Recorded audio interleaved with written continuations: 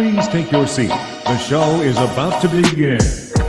Presented by Front Yard Fantasy. I'm your host, Simon. Joined as always by my wildly handsome co-host, John Luke Garofalo. Our friend Coop with us, aka Coop A. Fiasco.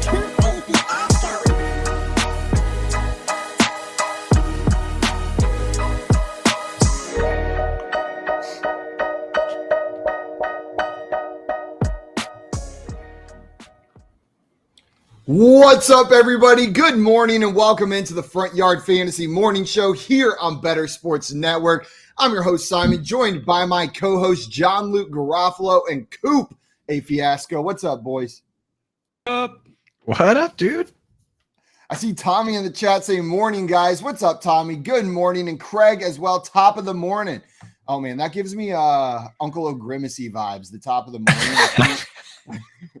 If you haven't looked up Uncle O'Grimacy, it is the St. Patrick's Day themed horror love uncle of Grimace. It's just terrifying. He love Uncle. He comes around. He comes around for Shamrock Shake season, Uncle O'Grimacy, dude, and that's it. I'm pretty sure that's lore. And I think when we do the mascot bracket next, I know what it's going to come down to at the end. Grimace versus Uncle O'Grimacy. Not if I have anything to say about it. I will fight for this oven mitt, but Uncle O'Grimacy poses a new challenge. I see Ryan Crawford over on our YouTube. Good morning, Ryan. Welcome in. Thanks for waking up early with us this morning. Morning. We have some. Oh, sorry. Go ahead. I was like, Tommy in the chat here to collect my accolades. Go Hawks. Tommy was right, dude. Tommy was right. I mean, even if he was his pick of the Seahawks came directly from a place of deep-seated homerism for the Raiders, he was right. Yes. He was right. Sure. It doesn't matter where it came from. You were still correct, Tommy, and 99% of people were not. And I was talking all this crap about people getting cute with their first week survivor pool picks, and that's why you get eliminated. I don't think I got too cute picking the Broncos, and yet I'm still eliminated in week 1. Every single year. The furthest I make it is week 2. I can't do that game. You didn't think it was too cute to pick a huge money line favorite on the road with a new coach and a new quarterback? Yeah, maybe a little cute. What an idiot. Maybe a little cute. I was an idiot. I was cash money talking trash though, like on Twitter. I had all these Seahawks fans DMing me. They're like, dude, you see the game, bro? I was like, yeah, saw the game. The Broncos, our running backs fumbled the bag away, right? Like that was the game. We all saw the same game, right? Like that's what happened. That's exactly what happened. We're going to break that game down. Before we do that, I wanted to update everyone on some injury news that we got over the past couple days. So I know Najee Harris was injured this weekend, but it's looking likely that he's going to play in week 2. So hopefully everything's good to go for Najee. The X-ray came back negative, and we don't have to worry about that right there. I also see Maria down here. Heidi ho, neighbors. Heidi ho, Maria. Welcome in. Heidi ho. And Tommy, let you know, Blitz is coming for you, Coop. He's probably is, dude. I haven't heard from him. Maybe I'll reach out, dude. But I mean, he didn't take the pie bet. That's the whole thing. Like, kind of egg on his face for not making that move, dude. Not getting bold because we could have had. You would have had so much pie in your face. We could have had a fun segment. Yeah, could have been a really annoying morning today. Otherwise, it was just mildly annoying. With people on Reddit, and Twitter hitting me up, calling me an idiot. It's just mildly annoying. That's like a normal Tuesday, though, right, Coop? You wake up, check your DMs, see a bunch of people calling you an idiot, and then get about your day. Yeah, dude. But like, I click my Reddit, and I see like the notifications, the orange notification, and I'm just like, oh, here we go, dude. And it's all dudes going, caca, caca. Awesome. I love that. It's like whenever you go to a UGA game, you'll never see more like 40 to 50-year-old men barking anywhere else in your entire life. Like you just walk around the stadium freaking barking at children. Like any child wearing the jersey of an opposing team is going to have 50-year-old men. Ooh, just hammered. Hammered. The game's at 11 a.m. Crushed. Oh, yeah. They're just going for it. Like, suck it, 12-year-old Clemson fan. We also got some update about Elijah Mitchell. It's expected that he's going to miss 2 months after his injury with an MCL injury. So Elijah Mitchell is going to be out of the picture for 2 months. This is awful news, but before we get into that, I swear every other injury I've ever seen from an NFL player is reported in weeks. it doesn't matter if it's 12 weeks, 16 weeks, 18 weeks. Why are they reporting this one in months? Like, are they just afraid to get specific here? That's I feel like that's bad when it's in months. Like Right. months is like ACL territory. That's when you start doing months, dude. Like this isn't good. So we gotta make other plans. Yeah, absolutely. T. Higgins did suffer a concussion in week 1 against the Steelers. That has been confirmed. Shouldn't But have we'll done have it. to, yep, we'll have to wait and see whether he can clear concussion protocol. Maybe they hold him out this week just to be safe. And then Keenan Allen was listed as a DNP on the Monday practice report for the Los Angeles Chargers. So they may be without Keenan Allen as well going into week 2. TJ Watt of the Pittsburgh Steelers is getting another opinion on his pec injury, but it looks like there's one of two options: no surgery, and he's going to be out for about 6 weeks, or surgery, and he could have to miss the entire season. So we will wait to see what that information comes back as, but hopefully the Steelers aren't without TJ Watt for the entire year. It's just a 1 week injury. I hope they're without TJ Watt for the entire year. You want them to be without TJ Watt for the entire year. Now, what's Yes, the ruling on that? Because I know we're not supposed to root for injuries, but once the injury's already happened, I mean, are you allowed to root for the extent? I feel like it's So- fair game at that point. At that point, you're allowed to be like, you know, it's okay to be like, well, let's draw this out a little bit. Absolutely, it's already happened. I can't make it happen again. It's already happened. Here's where I stand on it. You shouldn't I'll allow it. wish for them to continue to be injured, but here's how you can like turn it in your favor. You can say, I want to make sure they're fully recovered. I don't want them to re-injure it. Know what I mean? Oh, like smart. Like he shouldn't come back yet. I want to make sure he's okay. Is what it is. You just want the best for that player. I think you get bonus points for courtesy if like your team plays their team in like week 5, and you throw in a little something like, why doesn't he come back after the bye week? And their bye week is 6. Then I think you're being a little more reasonable about it. You know what I mean? Like let's hold them out for a couple weeks and then we'll get them back. So it's a tricky area. Make sure you navigate it with some tact. Okay. Yeah. Yep. Yeah. Have some integrity. Craig's in jail. He has 2 pecs. You could make it happen again. That's true. So now you can't say that unless the other pec That's is a good injured point. as well. Then you can bring that up. Craig, the best kind of correct, technically correct. Technically correct. That's my favorite kind of correct. And Getting the Game says grab DeAndre Carter on the waiver wire. Wide receiver for the Los Angeles Chargers. Coop, with Keenan Allen potentially missing time, are you interested in DeAndre Carter? Not as much. I prefer Josh Palmer if I'm going to go for a wide receiver over there. DeAndre Carter is more of a kick returner, punt returner, gadget player. He's actually one of the better kick and punt returners. There's a few guys in the league that get paid strictly to do that, right? And they get paid pretty well if they're good enough. Like DeAndre Carter, Jamal Agnew, Jakeem Grant, who unfortunately is hurt, Andre Roberts. Like those guys will get paid just to do that. Whereas a guy like Josh Palmer, I think, is more of a upside wide receiver play. And I will say that, if Keenan Allen does miss this Thursday, I'm going to be rich with these Gerald Everett cards. That Gerald Everett card money, NFT money, is going to be pouring in, boys. The investment's coming to roost already. Oh, man. Look at that. Quick financial turnaround if you take Coop's financial advice. That's all you get right here. That was going to be my next question, Coop. Instead of a Joshua Palmer, a DeAndre Carter, is Gerald Everett your preferred next option from this Chargers offense if Keenan Allen misses? Yeah, so it is, and it's a pretty simple reason for me. Whenever it's up in the air where the targets are going to go, give me the guy with tight end eligibility, right? It's just an added scarcity bonus. If each of those guys get the exact same number of targets this week on Thursday, then the one that you can start at tight end is the most valuable, right? Yeah, that makes sense.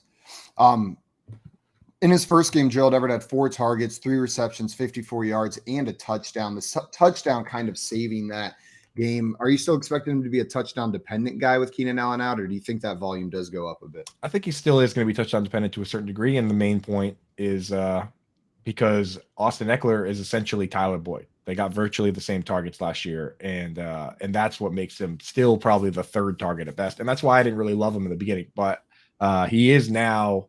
I mean, it's a high volume pass attack, so he is now a more premier player and a guy you can feel confident starting while you stash upside for later on. Yeah. Joe, what about you? Are you in on Gerald Everett if Keenan Allen misses extended time or misses any time? Yeah, I'm interested in Gerald Everett. He's a late round guy who we were talking about a bunch leading up to the season. He got 4 targets just like everybody else on this team apparently. Yeah, I think he's probably one of the more talented. I'm certainly more interested in Gerald Everett than DeAndre Carter. Yeah, I definitely think he's a guy that you can pick up. Excuse me right there. I see Ryan Crawford in the chat saying Broncos played not to lose last night instead of playing to win out there. Do you agree with his assessment of that, Coop? I felt that way a little bit. They weren't really taking a whole lot of risks. And honestly, it was their game to win. So that was a feeling that I had, that it was they were getting the ball down to the red area every time. And then they were settling for field goals. You know, obviously the 2 running backs fumbled and they only lost by 1 point. Like if a team goes down and fumbles on the 1 yard line and they lose by 1 point, that could have changed the game. And that happened twice. Like the Broncos are the better team. And one of the players actually I saw came out and said, I feel better about this team this year at 0-1 than I did about the team last year when we were 3-0. That's interesting. That checks out. I mean, that's a way to look on the bright side there, because I wouldn't be feeling very good after that game last night. But I think the point stands. The Broncos did look like the better team out there, but they had some crazy mistakes. That was insane. Just I truly thought there was no chance that the Seahawks were going to win that game. Tommy was the only person I knew who confidently picked the Seahawks. And Booger McFarland. Booger McFarland. Dear, I missed Booger McFarland picking him. Did he pick the Seahawks? Yeah, he picked the Seahawks. What a dude. He's the only one on the panel last night. Am I the only one that loves the Booger Mobile? I think so. Just cruising around, getting in the way of fans. Beep, beep. I was gonna say, I did think it was hilarious when they would like cut and he would be in the way of the cameras, the fans. Like, it was completely unnecessary having him down there in the Booger Mobile. But it's beautiful. I love it. I didn't see too much Booger yesterday though, because I was watching the Manning cast instead of the normal broadcasts over there. And overall, fantastic from the Manning cast. But Joel McHale should never be allowed on that show ever again. Why? I searched him on Twitter afterwards just to see what people were thinking. It was a mixed bag. Some people thought he was hilarious. Some people thought he was awful. But he just got up there and was trying so hard to be funny the entire time. Like, he needs a script writer. Like, someone needs to write that script for him and put it in front of him, tell him exactly what Eli and Peyton are going to ask him. It was like hard to watch. And you could tell I'm going to have to go back and watch it. Peyton just wanted nothing to do with Joel McHale while he was talking. Like, he would try to be making jokes and Peyton's just trying to like enjoy the game or commentate on what's happening. And Joel's cracking jokes at him. What was his line at the end? As they were fading out to commercial, he said, "Hey, Peyton, what's bigger, your forehead or John Elway's teeth?" And then it cut to commercial is like the last thing that he said on air. Oh no, that's pain. That's pain. that's I like real Joel pain. McHale though. I liked the show Community. Yeah, that's a good Community. show. No way. Yeah, That's the only real show I watch him on.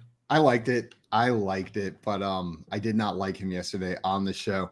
Also, I see Craig and they're saying last Wednesday I told people to put a few bucks on Seattle to win. We get this crazy stuff week 1 every year. Too much bandwagoning for Denver, and Russ had it set up. Well, nice job, Craig. Now your friends are going to be coming to you betting advice all season. That's the mistake with that's the difficulty with giving good betting advice in week 1. Like, if it hits, all your friends now, Craig, are going to come to you. Okay, who do I bet week 2? Yeah, after you lose them all their money. Yeah, they're going to come to you. You made them a couple bucks this week, but they're going to lose that money next week. Unless Craig keeps on rocking it, keeps on hitting it. And getting the game to start training, Coop.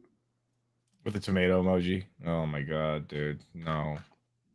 Come on. We need to win these games. We need every win we can get. You can't be losing to the Seahawks.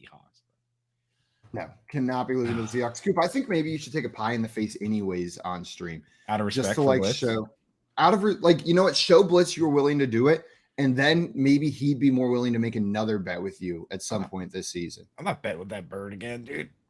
Betting with that bird. Maybe I will consider that.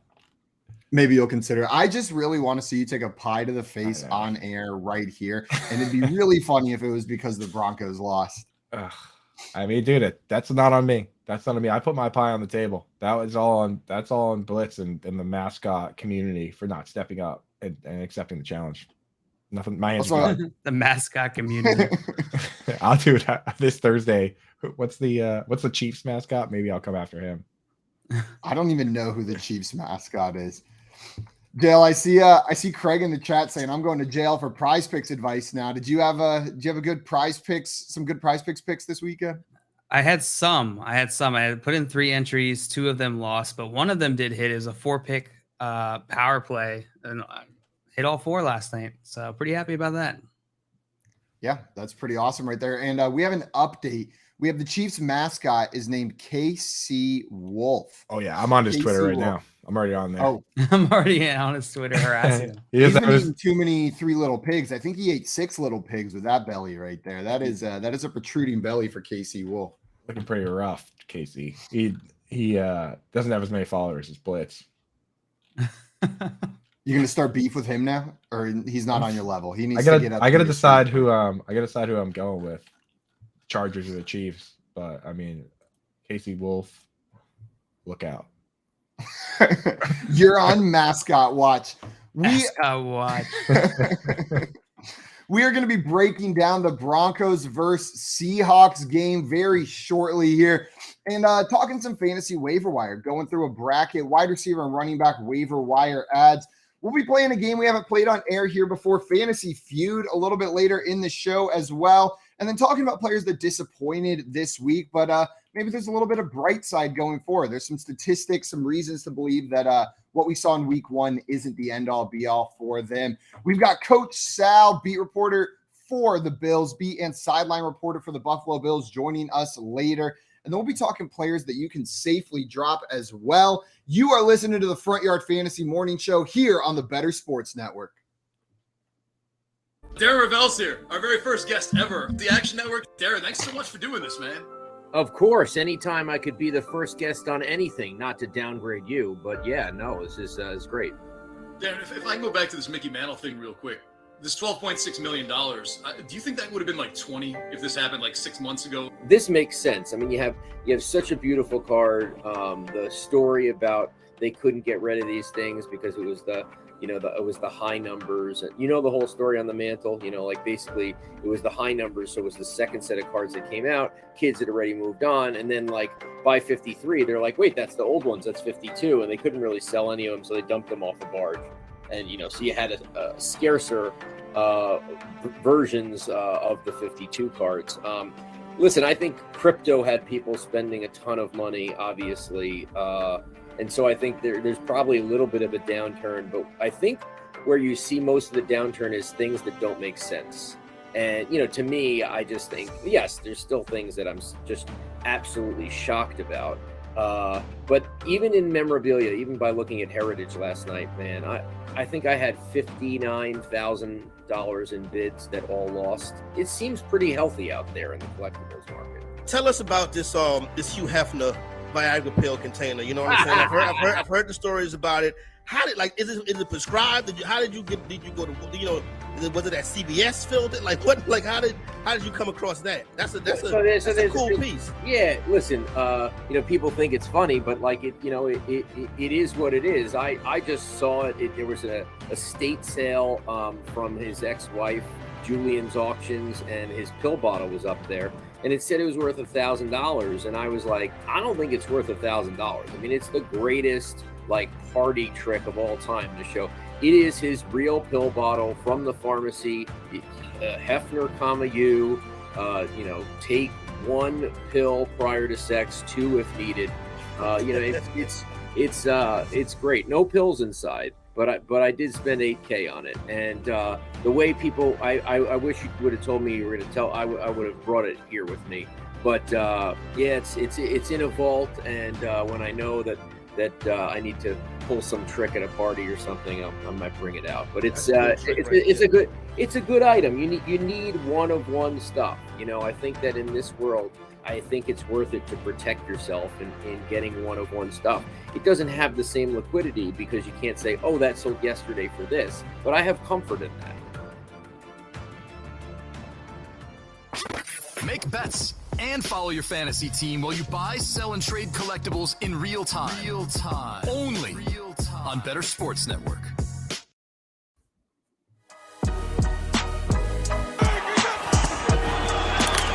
blitz. Homer picked it up briefly, and Smith flips. Wide open, caught. Lee, touchdown. What a start.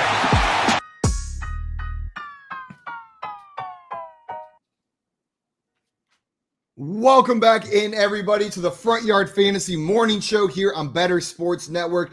And Coop, did you hear the first word of that highlight right there? I didn't even see Blitz on the field, but apparently he was there and went Blitz, Homer, the flip to Smith. I missed that play. They were definitely shouting out Blitz there for sure. It definitely had nothing to do with the actual play. No, Blitz was on the field playing there. I'm almost positive of it. I must have gone to the restroom during that time period right there. But that Broncos-Seahawks game, absolutely wild last night. The Seahawks coming out on top like everyone predicted, 17-16 in that one. I think we've already talked a little bit about just the surprising nature of this game. I did not see the Seahawks taking this, but Geno Smith looked good out there. He looked great. He went 29 for 42, 340 yards and a touchdown through the air. Man, that was the wrong side. He went 23 for 20 at 195 yards and 2 touchdowns, and then added a little bit on the ground. Not too much right there, but just how he looked on the field, Geno Smith looked like the answer there. I get why he's the starting quarterback over Drew Lock, if that's how he looked in training camp. Started the game 10 for 10. That's like Josh Allen started 10 for 10. Like that's a strong start. So yeah, Geno's interesting, man. I mean, kind of odd that given how efficient he was that they didn't throw more, but didn't really need to. No, they didn't. I thought he looked impressive out there. Another player looked impressive on the Seahawks side. Rashad Penny actually had some great runs on the field. I spent that whole game, every time he had a good run, I kept thinking like, man, guess I was wrong. Like, I guess I was wrong. Yeah. Like every time he would break one off, I'd be like, yeah, he looks good out there. Every time he broke a tackle, I'd be like, oh, damn it, should have drafted Rashad Penny everywhere because he was going late. But yeah, I like the way Rashad Penny looked out there at running back. Yeah, the big thing for me, two receptions, right? Like, and people might be like, oh, 2 receptions, who cares? This dude's never had more than 10, right? And he's been in the league for 4 years now. So 2 receptions is a big deal. If he can have 30, 35 receptions and be the starting running back, stud. Yeah, he had 3 targets, 2 receptions for 7 yards yesterday in yesterday's game. But also had 12 attempts for 60 yards, 5 yards a carry. It's pretty good. I mean, that's the thing is like people look at it and it's like it's not good, but like look at Derrick Henry. Like Derrick Henry for years has not done anything. This week he didn't catch a single pass. Like that's kind of the guy Penny's been. If he can get, so what you're saying is Rashad Penny greater than Derrick Henry? Like he's basically Derrick Henry, Antonio Brown now. Combined. I mean, I don't want to go too far, but I think that's fair. And Ryan, and you're saying he has to stay healthy, though. Do you have any concerns about Rashad Penny's durability? Yes. Concerns about every single running back's durability. Last year, how many running backs played every game? I can tell you, it was 6. And 2 of them were Myles Gaskin and Mike Davis. And one of them was Zeke with a torn PCL. Like, running backs get hurt, dude. It's the craziest job in the world, like, to just know you're going to get beat up. Like, at least when you get the ball thrown to you, you might not catch it. You might not get, like, if you're getting handed the ball, you know you're about to get into some trouble. So that's why people go 0 RB, right?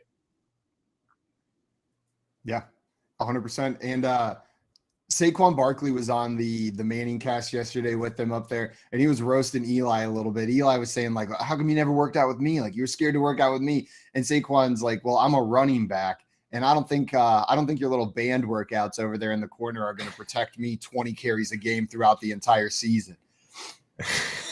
Just roasting them. And then the entire time, Peyton couldn't shut up about the buff ref with the child's medium shirt on. Just like that's all they could talk about. They're like, Saquon, whose guns are bigger, yours or the ref in the medium shirt out at midfield? The ref whose biceps are entirely out there right there. I see Tommy in the chat saying DJ Dallas was everywhere on special teams, plays like he is on fire. Do you think DJ Dallas could work out a role in this offense? No, I started him in that DraftKings NFT thing, and he got 0 points because you don't get any points for special teams tackles, surprisingly, in any sort of fantasy format. So DJ Dallas as cool as that might have been, returning some kicks too, very nice. But he doesn't have a role on the offense. He didn't get the ball on offense one time. So, but maybe if Rashad not one time, if Rashad Penny goes down, then it could be DJ Dallas season. But as of right now, just a special teamer. I think I was the only one in the world who played Will Disley in a league this week 1. Because why would you? What? Yeah. What is Jail, like a let me ask 75 you, team Jail, league? I have a question for you, Jail. Yeah. Why would you? That's a good question. George Kittle is the reason why I had to. Wow. But it worked out. It's like a dynasty league, or? It is a dynasty league. I needed to pick up a tight end last minute because I have Dulcich and George Kittle. And so I ended up picking up the only guy who's available. This is Sunday. And so I couldn't pick anyone up on Sunday. I had to pick someone up who was Monday.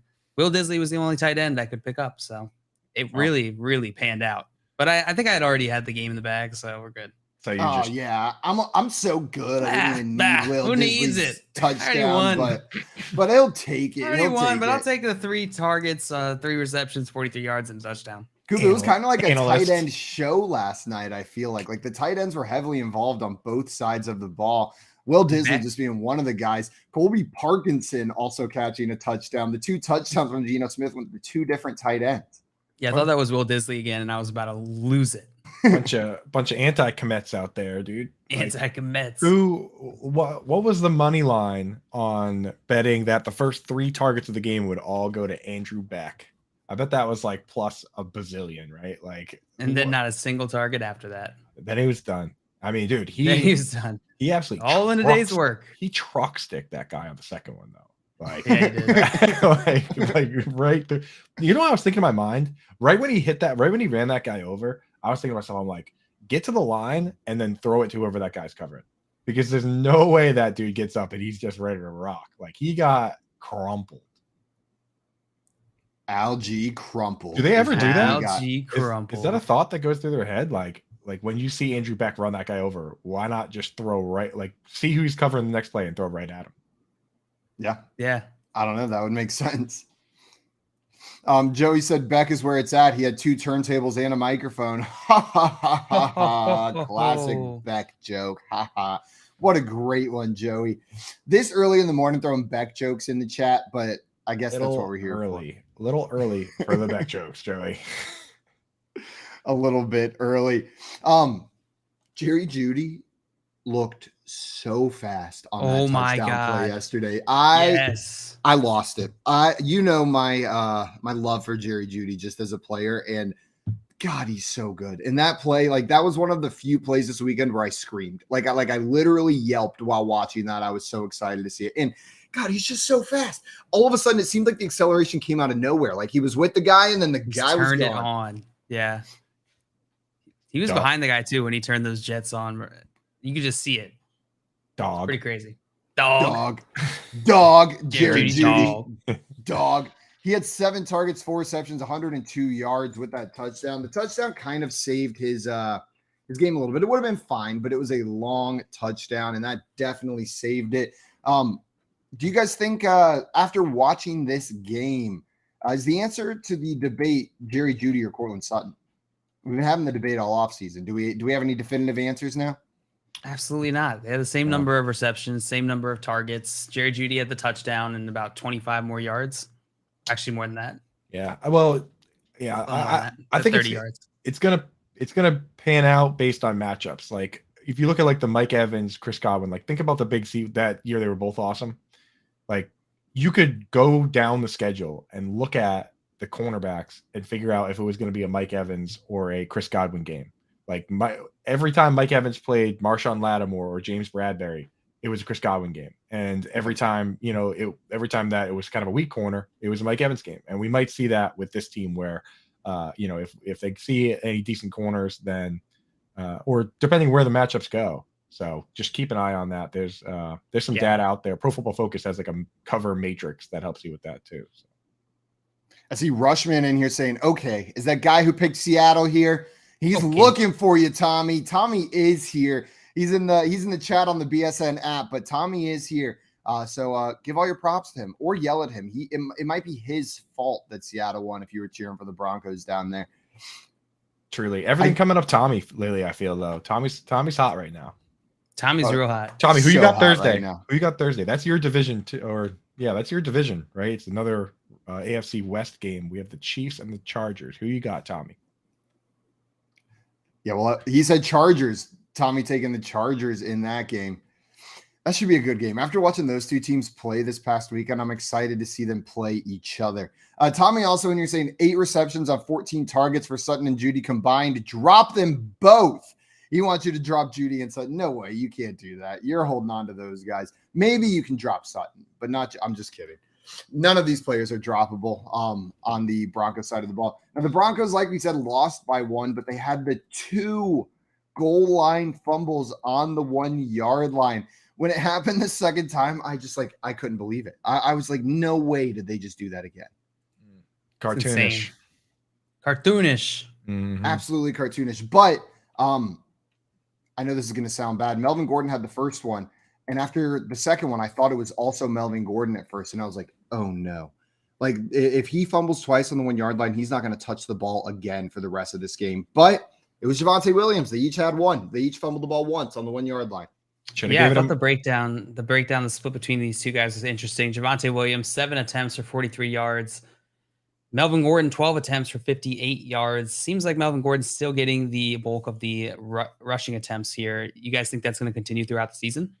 I think that it honestly, if that's the case, it doesn't even matter because Javonte Williams got 12 targets, got 11 of 12 targets, right? So maybe they're looking at it like, Nathaniel Hackett's the coach. So maybe they're looking at it like Melvin Gordon is A.J. Dillon and Javonte Williams is Aaron Jones. And if that's the case, then you can start both of them. What about from like an eye test perspective? What did you guys see last night between Javonte Williams and Melvin Gordon? Javonte Williams is better. He looked really good, I thought. I thought so too. Yeah. But Melvin looked good though too. Melvin had his own plays where he looked good. He did. I think of it as like from a coach standpoint, like I said before the game, there's no reason to just give one guy the ball every time if you have two, Yeah. No, and I'm in agreement. I've been probably one of the bigger Melvin Gordon fans this offseason, but Javonte Williams, that isn't saying that he's the better back than Javonte Williams, just that he's going to have a role. And I PPR, think we saw that last night.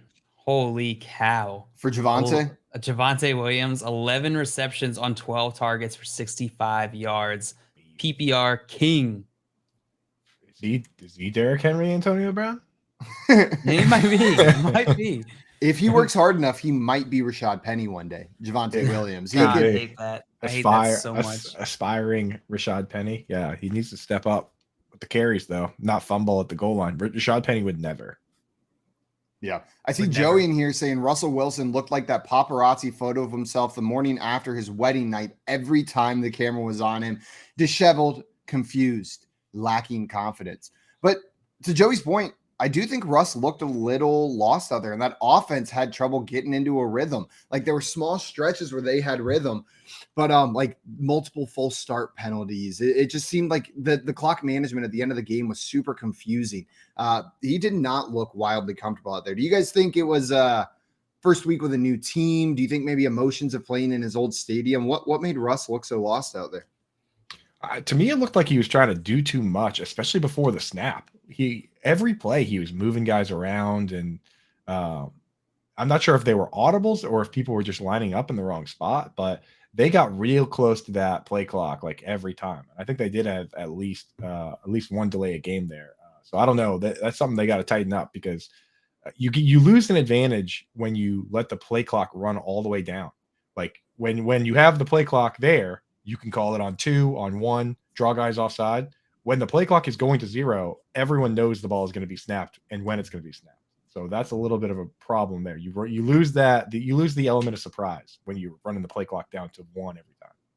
Yeah, and you see, like they had Cortland Sutton jump off one time, false start on Cortland Sutton, and I think it was that same thing you're talking about, Coop. He knew it was going to hit 0, so instead of just listening for the snap, he knows they're going to go on 0.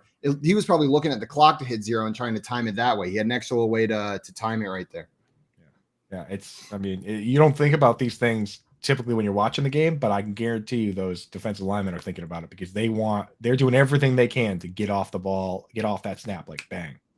Ooh, and Bradley Chubb wanted to get to Russell Wilson that entire game. He was nasty out there. That's a bad man on the defensive line. But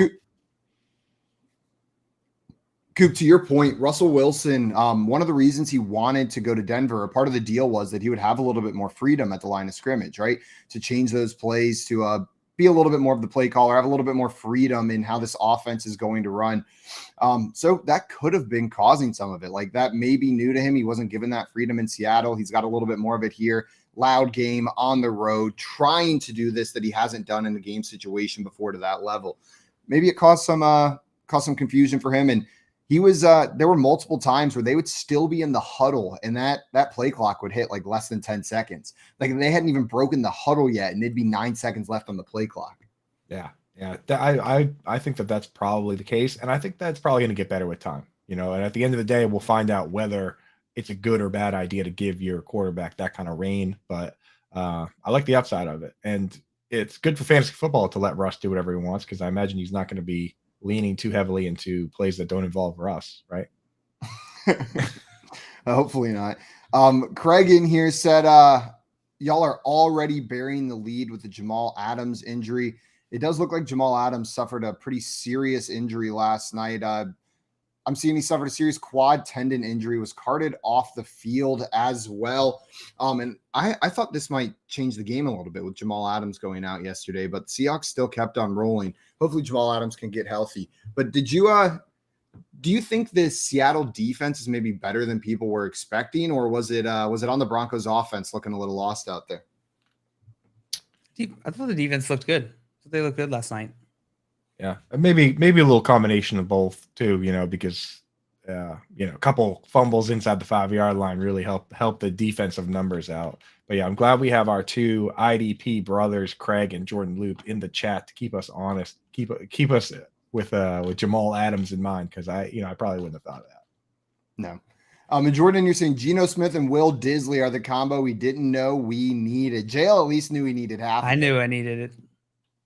You're going to get Geno Smith on your roster so you can have the stack next week? 100%. He's already on there. Is he? No. Oh, I thought you've been, he's going to be. You've been secretly stashing Geno Smith. The Geno Disley stack. Geno Disley stack. Yikes. It's like we all drew it up. 2022, baby. This has been one of the most bizarre week ones I can remember. We say that every year. This one, I don't remember last year. So you know what? This one works pretty well. I say it every year because I can't remember all the seasons. Once a new season starts, every past season gets smushed into one for me. And I really have trouble differentiating between them. Like 2020, 2019, 2017, like, I don't know. Could have been any of them. Not sure right there. How'd you guys do? How'd your fantasy teams do? Mixed bag, for sure. Mixed bag. Yeah. I mean, I got some dynasty teams that are just like absolute wagons. So those teams you don't really have to worry about. Some of my redraft teams could use a little work. I mean, I have a lot of Cole Kmet. So, those matchups you're always going to be facing uphill battles with guys like that. So. I have a lot of Cordero Patterson. So those teams looking pretty good. I got a lot of Michael Pittman. That looked pretty good. But then I also have a lot of Darnell Mooney. A lot of T. Higgins. That didn't go well week one. A lot of Mike Williams. That didn't go well week one. Just mixed bag, like Coop said. I pulled it out in some leagues, but did not in some others. My one dynasty league, I have Jamar Chase and Justin Jefferson, and I still lost. Oops. Yeah. I also have Travis Etienne. I have T. Higgins, Mike Williams, who I all started. Yikes. You dude should have started Disley at the flex. I should have. My really idiot dumb of myself started Mark Andrews. What an idiot. Yeah, what an idiot. That was just completely stupid, JL. Unbelievable. We have more coming up today. We're going to break down some waiver wire targets for this week, going through a bracket of running backs and wide receivers. We'll be playing some fantasy feud and then talking about players who have a bright side, even though week one was a little bit cloudy. Coach Sal, Bills beat and sideline reporter, is joining us later today on the show as well. You are listening to the Front Yard Fantasy Morning Show here on the Better Sports Network. Better Sports Network. It's sports talk done better. Quite simply, when I'm sitting at home and I flip on the TV and I have to see a personal one-on-one sit down with Aaron Rodgers, my blood pressure spikes. Just seeing the man. He's sitting there with Aaron Andrews yesterday. Oh, they're all chummy, buddy. Oh, Aaron, great to see you. Now act like a douchebag for the next 10 minutes. Can you do that? We'll even edit this up to get rid of the really bad douchebaggery, and then we'll still make you look like a douche. This guy. I saw a tweet over the weekend that says with his new look, he looks like a dude who steals catalytic converters. And it is it is spot on. Whoever put that tweet out, he does look like someone who would steal catalytic converters. And Ray, he spews nonsense. He's a great quarterback. He's going to the Hall of Fame. Maybe the best thing the Packers have ever seen. But, man, I see that guy doing an interview or talking or opening his mouth. And my blood pressure jumps. I have to go take a pill and maybe even a cold shower after that. Look who's out in front. Wow, he takes on Zadarius Smith. And then he's going to go tell him, look, he's laughing. He didn't back down. I love that. You talk about fire and energy. The only breaks we're taking? Box breaks. Always nonstop commercial-free content on Better Sports Network. I can't disagree with you. You know, when you see guys too, Rodgers had that, like, not a bandana or a head, whatever the hell you had for his hair. Aaron Rodgers just got greasy, dirty hair, and a bit of it was sticking out when he was sitting on the sidelines after he got hit, hurt his neck, and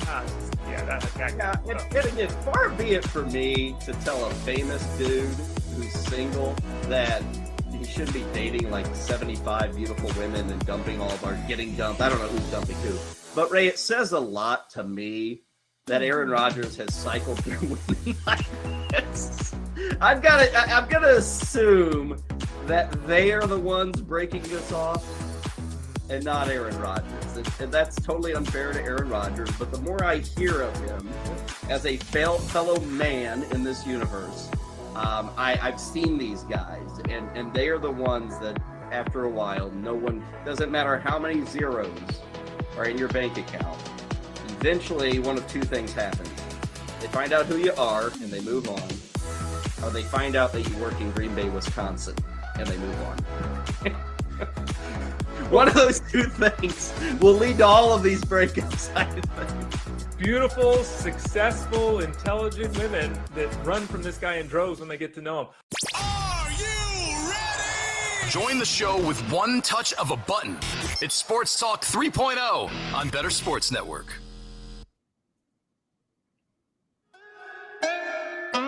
Before I read, I got these statements. A lot of new, talented people in the fantasy industry the last couple of years, you know what I'm saying? So shout out to them, you know what I'm saying? We got some on the network as well.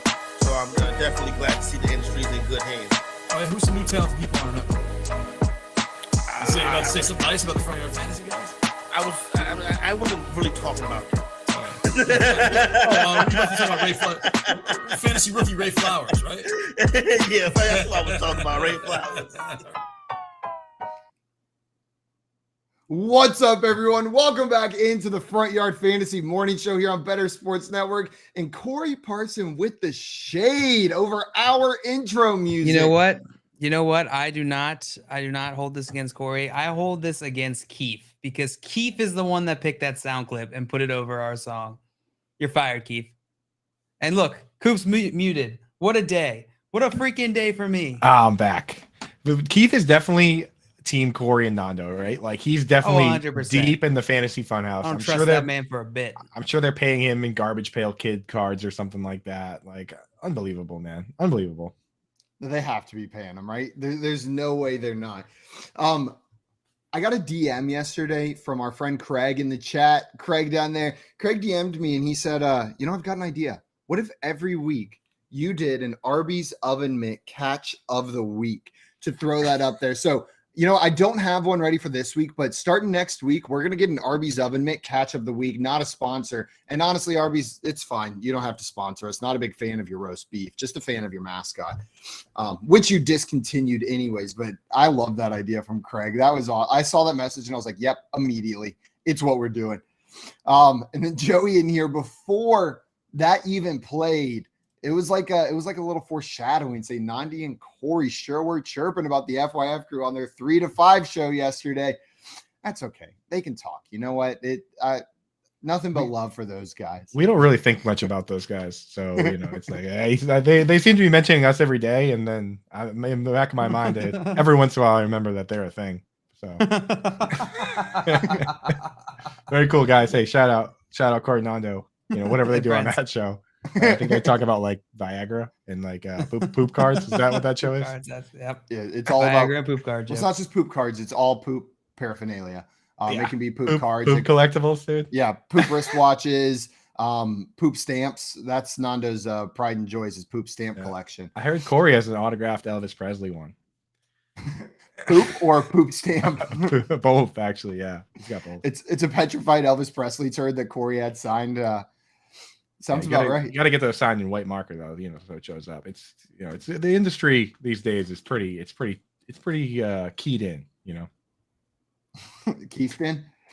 It's pretty keithed in with Corey and Nando over there. Albert had a question for us, asking us Curtis Samuel or Jahan Dotson, which is the better ad. Well, Albert, we are about to jump into our running back and wide receiver waiver wire ads bracket. So we'll be answering that question right here. I've got 8 players, 4 running backs, 4 wide receivers. We're going to put them in head-to-head matchups, talk about which one we would prefer to pick up until we have our favorite waiver wire ad of the week. The 8 players we're going to be talking about here. We've got Jeff Wilson, Jalen Warren, Khalil Herbert, and Jamal Williams. Jahan Dotson and Curtis Samuel, then Devin Duvernay and Robbie Anderson are the 8 players that we're going to be talking about. You guys want to jump into that first matchup? Before we do, Scott Fish is in the chat. What's up, Shout Scott? out Scott Fish. He said last year Wilson topped 250 yards just once from week 4 to the end of the season.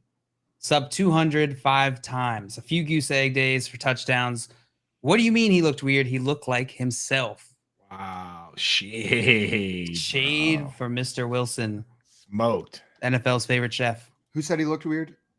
Scott Fish. No, he said, what do you mean he looked weird? Did one of us call Jeff Wilson weird looking? I would No, Russell Wilson, Jeff Wilson. not Jeff Wilson. If Jeff Wilson was cracking 250-yard games, I don't think he'd be a waiver ad this week, my man. Jeff Wilson, 250 yards. Yeah, I was looking at that and I was like, no way did he top 250 yards. I think I'm just on waiver wire right now. So I saw Wilson and immediately it was like, Scott, well, what a weird stat right there. You must be measuring yards a little differently. No, that was on me. That was on me 100%. But we are about to talk some Jeff Wilson, not Russell Wilson right here. Our first matchup, Jeff Wilson versus Jalen Warren. Jeff Wilson, running back for the San Francisco 49ers. Elijah Mitchell expected to miss some time. And then we've got Jalen Warren, running back for the Pittsburgh Steelers, backup running back. It looks like Najee's not going to miss time, but that ankle could continue to bother him, so still worth bringing up here. Coop, where's your vote going on this one? Is it going towards Jeff Wilson or Jalen Warren? Jeff Wilson, man. Jeff Wilson all day. Good for 2 reasons, really. One, Najee might not miss time, as we heard that the x-rays came back negative. What they're looking for is like we talked about yesterday that with those high ankle sprains, you could have like a spiral fracture in your shin bone, which sounds horrible, right? And it is horrible. And that's why guys miss so much time with that. Yeah. Sometimes never come back, right? Like Darren McFadden was never really the same again after some of those injuries. But if he's not going to miss time, then I don't want Jalen Warren. The other is that with Jeff Wilson, like Mike Shanahan's such a hot hand coach that there's a possibility Jeff Wilson runs away with the job. I mean, we've seen it a bunch of times in this backfield where if a guy's playing well, he keeps playing. So if Jeff Wilson comes in and gets the job via injury, I mean, that's what happened with Elijah Mitchell and Raheem Mostert and those guys, right? So I think Jeff Wilson's the ad for me over Warren. Yeah, what about you? Are you agreeing with Coop? Is it Jeff Wilson over Warren? I fully agree with Coop. It is absolutely Jeff Wilson. I want whatever running back is the guy in San Francisco. And I do think Jeff Wilson's the most likely to be that guy if Elijah Mitchell misses time. Yeah. And even though he's not likely to break 250 yards, I think the answer is Jeff Wilson here as well. I mean, look at the other running backs on this roster, right? After Jeff Wilson, you've got Jordan Mason, who was active for this game, but didn't see a single offensive play. Like he wasn't on the field at all, Jordan Mason. And then there's Tyrion Davis-Price, who wasn't active for that game. I will say it would be very 49ers. It would make sense if Tyrion Davis-Price got activated and then came in and was the lead back here instead of Jeff Wilson, even though he wasn't active for the game last Sunday. But if I had to put all my marbles in on somebody, it's going to be Jeff Wilson as well. 3 votes for Jeff Wilson. Moves on to our semifinals of our waiver wire pickup bracket. The next matchup we've got Khalil Herbert, running back for the Chicago Bears, going up against Jamal Williams, running back for the Detroit Lions. These guys in a little bit different situation from the 2 names we just talked about. It's not due to an injury ahead of them, but maybe due to a larger role in this offense than we thought. JL, which one of these backs are you going with? Are you going with Khalil Herbert or are you going with Jamal Williams? I think I would go with Khalil Herbert. He had, yesterday he had 9 attempts for 45 yards and a touchdown. This Chicago offense, I think, is going to be very run heavy throughout the year, and I hope that they work Khalil Herbert in. He looks talented when he gets the ball, and I hope that they see that. I'm with you, JL. It's Khalil Herbert for me as well. Whenever I look at this, Jamal Williams, sure, he had the 2 touchdown game, but I think his involvement in this offense isn't as sticky as Khalil Herbert's is. And if one of these backs, not that it's likely for either of them, but if one of these backs has a chance to take over as the lead back in this offense, it's Khalil Herbert. Like, you'll get production from him week in, week out, but I don't see Jamal Williams taking over outside of a DeAndre Swift injury. Khalil Herbert, I would not be shocked if by midseason he has more carries than David Montgomery. I think it's David Montgomery, but whenever you're looking at these waiver wire ads, you got to look at upside as well, and I think that upside's there for Khalil Herbert. So 2 votes that way, Coop. Khalil Herbert's going to move on to face off against Jeff Wilson, but which way are you going here? Yeah, that makes it easy because I agree with you guys. I think that DeAndre Swift is better than David Montgomery. Right. So like you said, in terms of carving out a role and potentially even, supplanting. You mean Khalil Herbert? Khalil Herbert. You said DeAndre Swift. I said DeAndre Swift is better than David Montgomery, which is to Simon's point, makes it harder for Jamal Williams to supplant that number 1 role if possible. Whereas I think Khalil Herbert's a little bit closer to David Montgomery. Not to mention, I do know that they do like some of the other. They like Craig Reynolds over Detroit. So if Swift were to get hurt, I don't think it would just be the Jamal Williams show. I think they would continue to split over there. Whereas with Khalil Herbert, I think he's quite a bit better than those other guys. I know some people like Treston Ebner, but I don't know. I'm a Herbert guy, so give me Khalil Herbert. Ebner. That's his last name. That feels like it should be the first name of his grandfather, not his last name. Maybe his grandfather was named Ebner, lost his last name somewhere, just couldn't remember it. And he was like, well, guess we'll just be Ebner now. Ebner, he's Ebner Treston, and then they did a little flip flop for the son and made him Treston Ebner. Wouldn't that be fun if you could just freestyle it? Like if you wanted to just flip your last name, no problem. Just erase it on the birth certificate, move it over there, right there. Is it like a Mario situation? Mario, like first name Mario, last name Mario? My life would be a lot easier if my name was Coop Cooper, right? Like Coop. Nobody even remembers my first name after 10 minutes. Everyone just starts calling me Coop, and then they're just like, what was that kid's name again? His real name? Eric. Eric Cooper is a major league umpire in the major league that I've actually met before. Oh, really? Wow. Did it change your life? It did, actually. It changed my life to so I went into the ref locker room at Fenway Park, and legit 10 minutes before the game, these dudes were sitting in their underpants, playing cards. I thought they would be a little more serious than it was. They were playing, you know what I mean? They were just hanging out. But I guess if you're an umpire, it's not like you need to stretch out or go over strategy or anything like that. It's just the game starts and you're like, that was a ball. So I like how they pregame in their underwear. Yeah, I respect that. Yeah, they were chilling. I had to take my pants off too. That was a rule. They were if you want to come in here, you got to take your pants off. Yeah, it's some houses make you take your shoes off. That's the umpire locker room. They're like, nope. Pants down. Get them off. Pants down, Cooper. Get them off. Let's go. Shirts allowed, or is it just no pants? Oh, you have to have a shirt. Okay. Have to have a shirt. Yeah, don't be ridiculous. They're all Winnie the Pooh Bear in there playing cards, smoking cigars, just getting ready for the game, eating flavor blasted goldfish. I imagine that's the snack of choice in the ref locker room. Oh yeah. Maria said, "Are you guys ever afraid you're going to say Sir Plant instead of Supplant one day, and nobody's going to have any idea why you just said it? Because I am. I've already Not committed. really, because I already do this with the other ridiculous things that we say. Like I'll randomly just throw sample size into conversations, and no one will no one will stop me. And then I'm just like, man, they probably think I'm an idiot. Sampling size. There Sir he is. Plant, there he boy. is over there. Look at you, cutie. Look at that little rascal.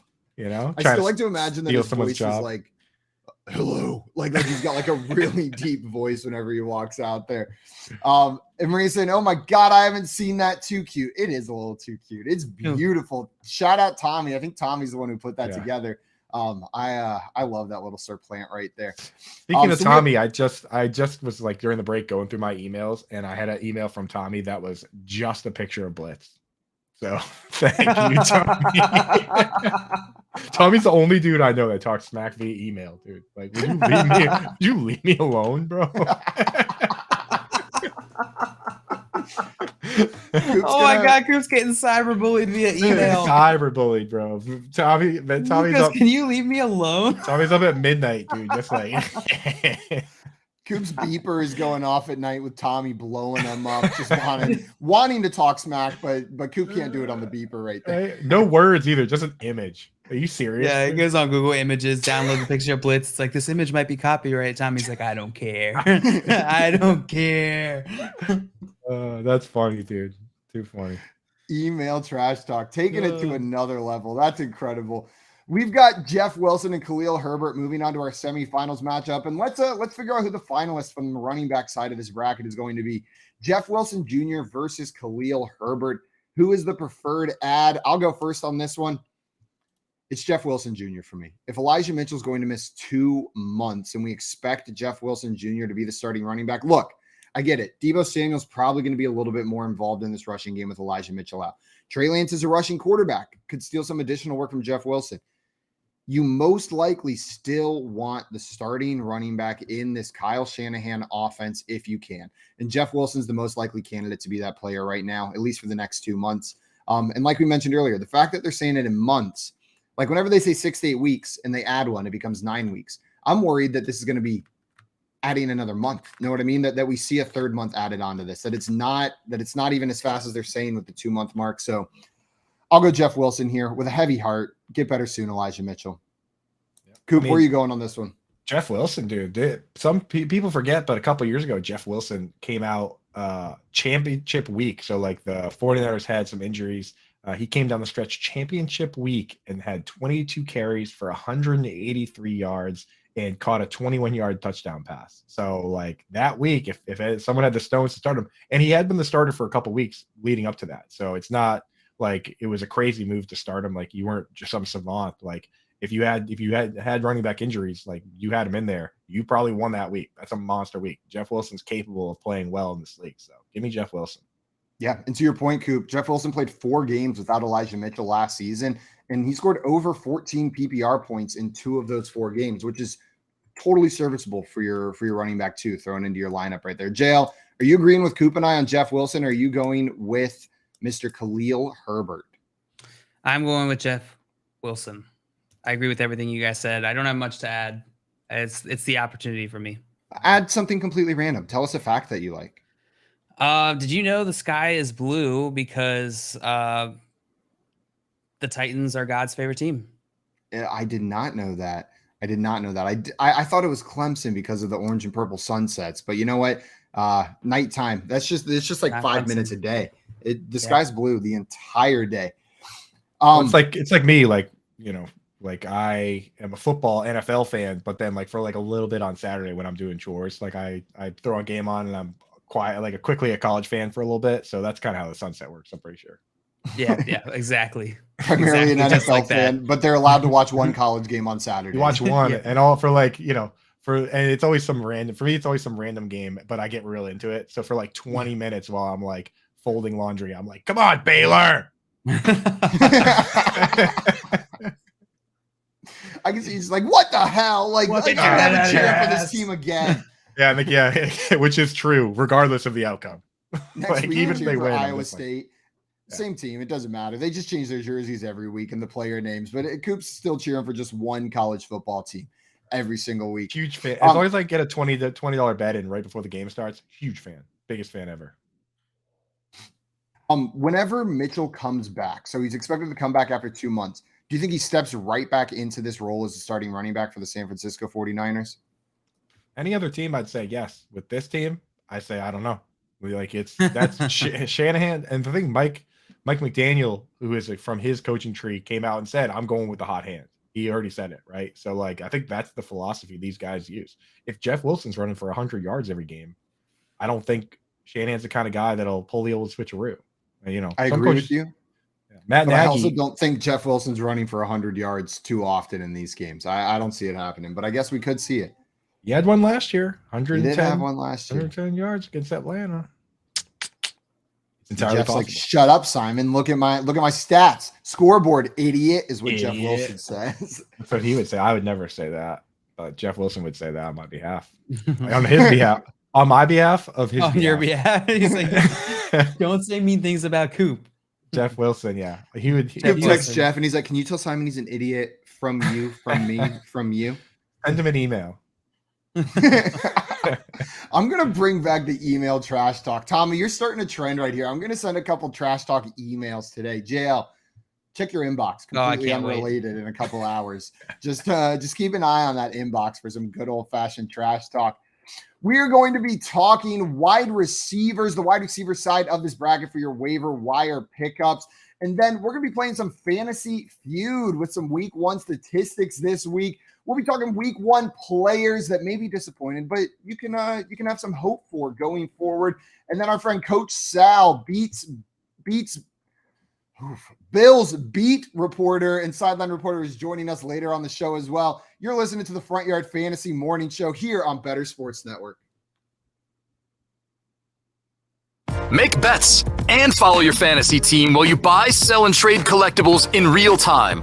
Only on Better Sports Network. I got to tell this story, okay? So we're out in Canton, Ohio, and we decide to go eat late at night, like after midnight. We decide to go to the Waffle House. Somehow, Fetsty's never been there, even though he lives near it. I'm in New York, New Jersey. There's no Waffle House close by. So if you go to the Waffle House, what are you going to eat more than likely? Pancakes, waffles, eggs, and all that, right? So, of course, our guy Rich, he gets breakfast. I get breakfast. Fensty doesn't. He's never been to a Waffle House. How do you not have waffles? Like, it makes no sense. Dude, there's a time for waffles. Eat breakfast at midnight. Come on, man. That's the thing. I didn't want breakfast, man. I got like, what was it, like a cheesesteak sandwich or something like that? That's like someone who has never been to IHOP going there and ordering a burger. Who does that? That I wouldn't do. That I would not. That's well, first the of all, equivalent of what you did. Well, I don't even know what you had. I got this steak sandwich, which was steak excellent, sandwich at the Waffle House. Never been there, and that's what you get. You're an odd guy, man. I'm not an odd guy. Yes, you are. Can we get a vote? Can we get a vote in the chat, please? I mean, if you've never been to Waffle House and you get a steak wrap, something's wrong with you, right? Don't you have to get waffles and eggs and bacon and all that? It's the Waffle House. Yeah, I hear you, man. It was my first time, okay? Ordering the hash browns was already complicated enough. Smothered and covered, and it's almost like it's crazy how much combinations you can have. And I know that everybody's killing me for it right now. And no, to our producers, I don't get pasta at a steakhouse or anything like that. No, Alfredo, that's what he gets at the steakhouse. Do you follow me on Instagram? I'm always on that grill. You know how much I love steak. Why would I go to a steakhouse and get pasta? Because you go to Waffle House to get steak wraps. That's why. I didn't know it was all waffles, bro. I thought it had like a little bit of everything. That's why. You know, I didn't realize they were famous for waffles. Hey, look. You know, the name of the place is the Waffle House. What else would they be famous for? You know what? That's fine. I guess it's a hot take getting a steak sandwich. As long as it was good, I housed that thing in 10 seconds. Okay, you were never there, and that's the first time. You're not going to try a waffle? Do you admit it was a mistake? I don't really like waffles. Call, chat, enter contests in real time. It's Sports Talk 3.0 with Better Sports Network.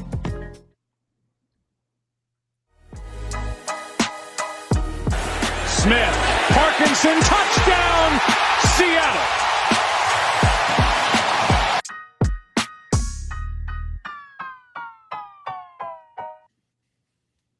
What's up, everybody? Welcome back in and good morning. You're listening to the Front Yard Fantasy Morning Show here on Better Sports Network.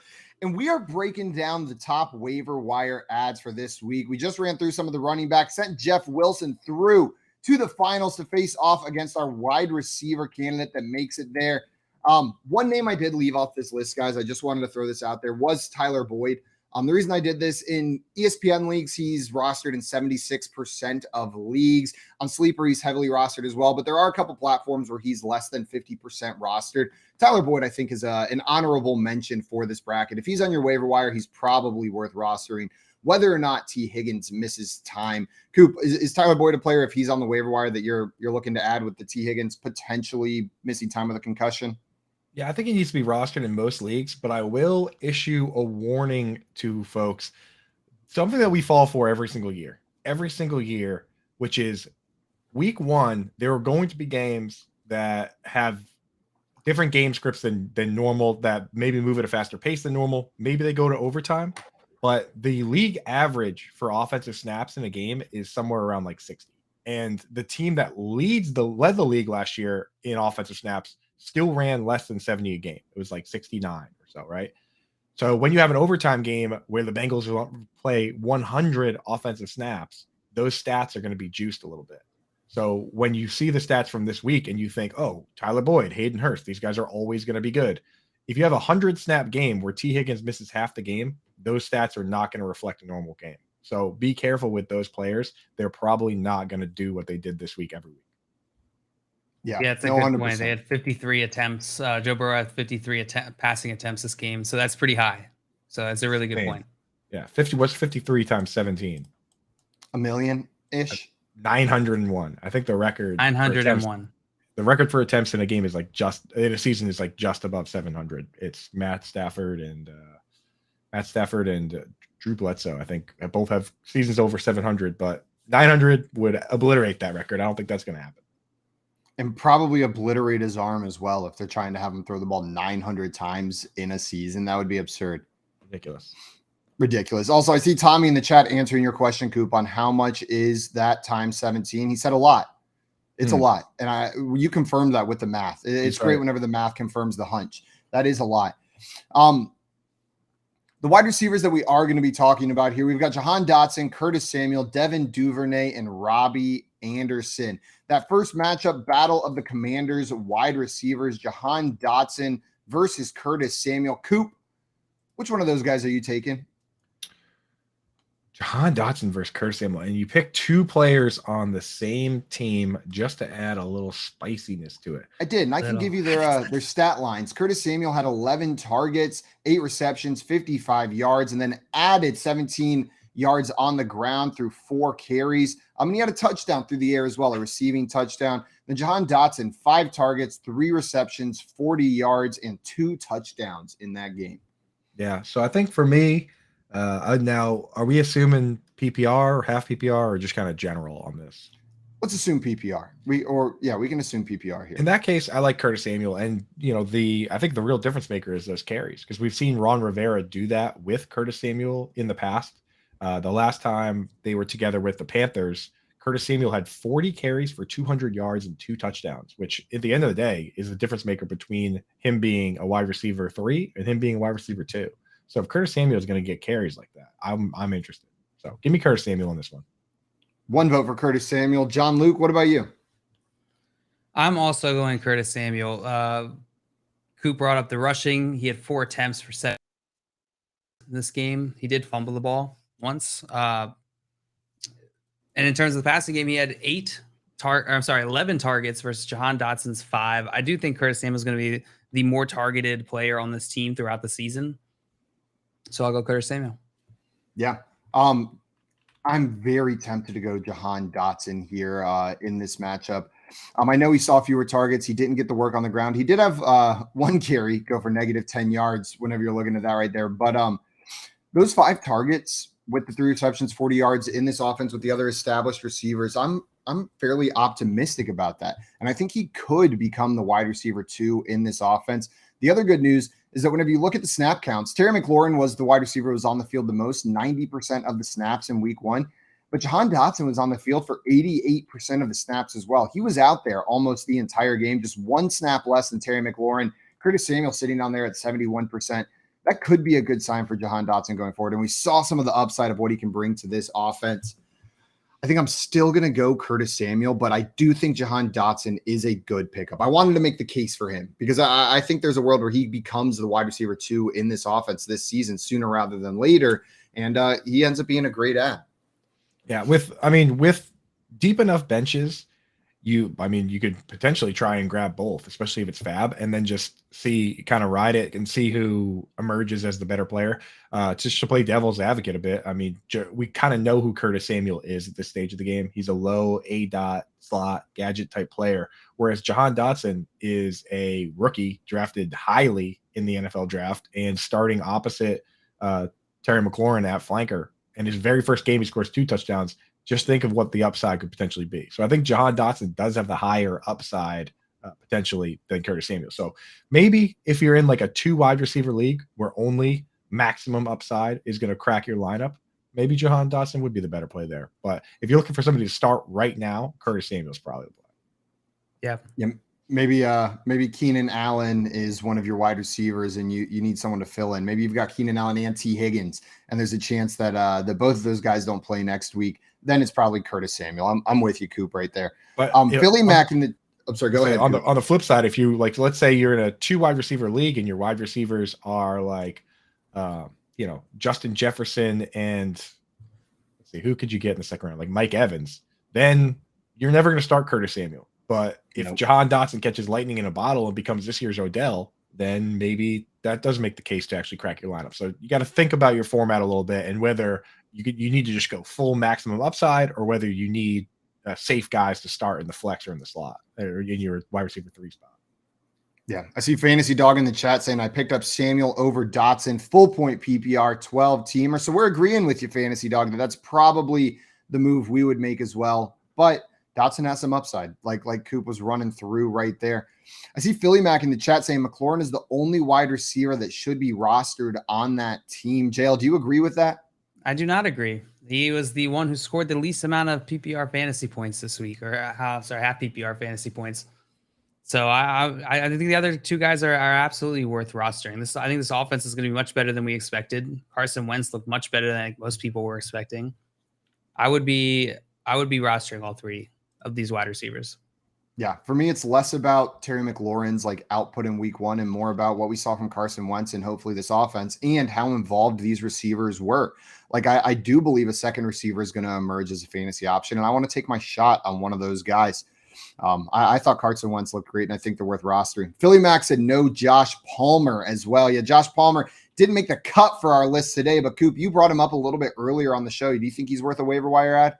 Yeah, there's a few guys that didn't make the list. Another one I'm interested, 2 more I'm interested in are Jarvis Landry and Sterling Shepard. Not sure if they didn't make the list because of cutoff point in terms of they're already too highly owned. Like Jarvis Landry's owned in a lot of leagues, right? But like those are guys. Sterling Shepard's probably not owned in many leagues, but also he's pretty risky, so I can see why he wouldn't be on here. But I'm considering all those guys. Some people are in deeper leagues, so you definitely got to be looking at Palmer. But Palmer, again, he's a short-term play, right? Because we know that Keenan Allen's, going to miss some time, but he's probably going to be back. Whereas Jahan Dotson and Curtis Samuel are cemented in that lineup. They're better plays for now and better plays for long-term. That's why this list is the guys that it is, and Josh Palmer's not really on it. Josh Palmer's more like a Band-Aid or like a DFS play. A minion Band-Aid? Well, yeah. I mean, he's a good player, so it's minions. If it was a worse player, I would just say like your normal Scooby-Doo Band-Aid or something like that. Yeah. Oh, JL's going to get mad at I knew it. As soon as you said a normal Scooby-Doo Band-Aid that you were going to some lame JL Band-Aid. You don't like Scooby-Doo? JL Band-Aid. Actually, I do like Scooby-Doo, but I just feel like I was gonna say, you better say it publicly. Yeah, no, I do. I just feel like the market is oversaturated with Scooby-Doo Band-Aids to a certain degree. Probably also SpongeBob Band-Aids. That's fair. I don't feel any sort of loyalty to the Band-Aid market. Yeah, I mean, I'm not as plugged in. Loyalty. Strong loyalty to the minion Band-Aid market. Frozen Band-Aids are a close second because, you get a mixed box. You get some Olaf, you get some Elsa, you get some Sven, like just a great box of Band-Aids. The Frozen Band-Aids are, but minions are still the 101. You can't beat a bright yellow minion Band-Aid. It doesn't get better. Before we hit our next wide receiver matchup, we had some questions in the chat. JXC, what's up, Jay? Welcome in. Says, are you guys confident in Najee going into this week over J-Rob? So if Najee does play, are you worried about the injury at all, or would you start James Robinson? I'm gonna start Najee. If Najee is playing, he's healthy. I know he's in. I'm playing him over James Robinson. Yeah, it would be different if it was somebody who is not in a split backfield the way that James Robinson is. Like, still technically, Travis Etienne played a good number of pass snaps. So, give me Najee if he's playing. What about Najee or Zeke? I know Zeke had a poor week. Would you start Ezekiel Elliott or Najee? Like, is that the level where maybe you let the injury concern make you shift to the next guy? Yeah, like any sort of split, because like Najee doesn't split. Like, that's the difference. He has he's the guy. Unparalleled upside, right? And dude, the thing about Zeke is that he had a bad fantasy week, but he looked good. He looked good running the ball and ran for over 5 yards a carry. It's just the game script got away from him. That could happen. Yeah, and it's probably going to happen a lot now with Cooper Rush. So, Zeke is now much less interesting. I mean, very few players lost value over the last 2 months the way Zeke did, losing his left tackle and his starting quarterback. I mean, this is what happened in 2020. Same thing. And Zeke, in the first 4 games with those players compared to the rest of the season, night and day. Zeke was scoring 20 fantasy points a week, and then Tyron Smith and Dak got hurt, and it was like train off the rails.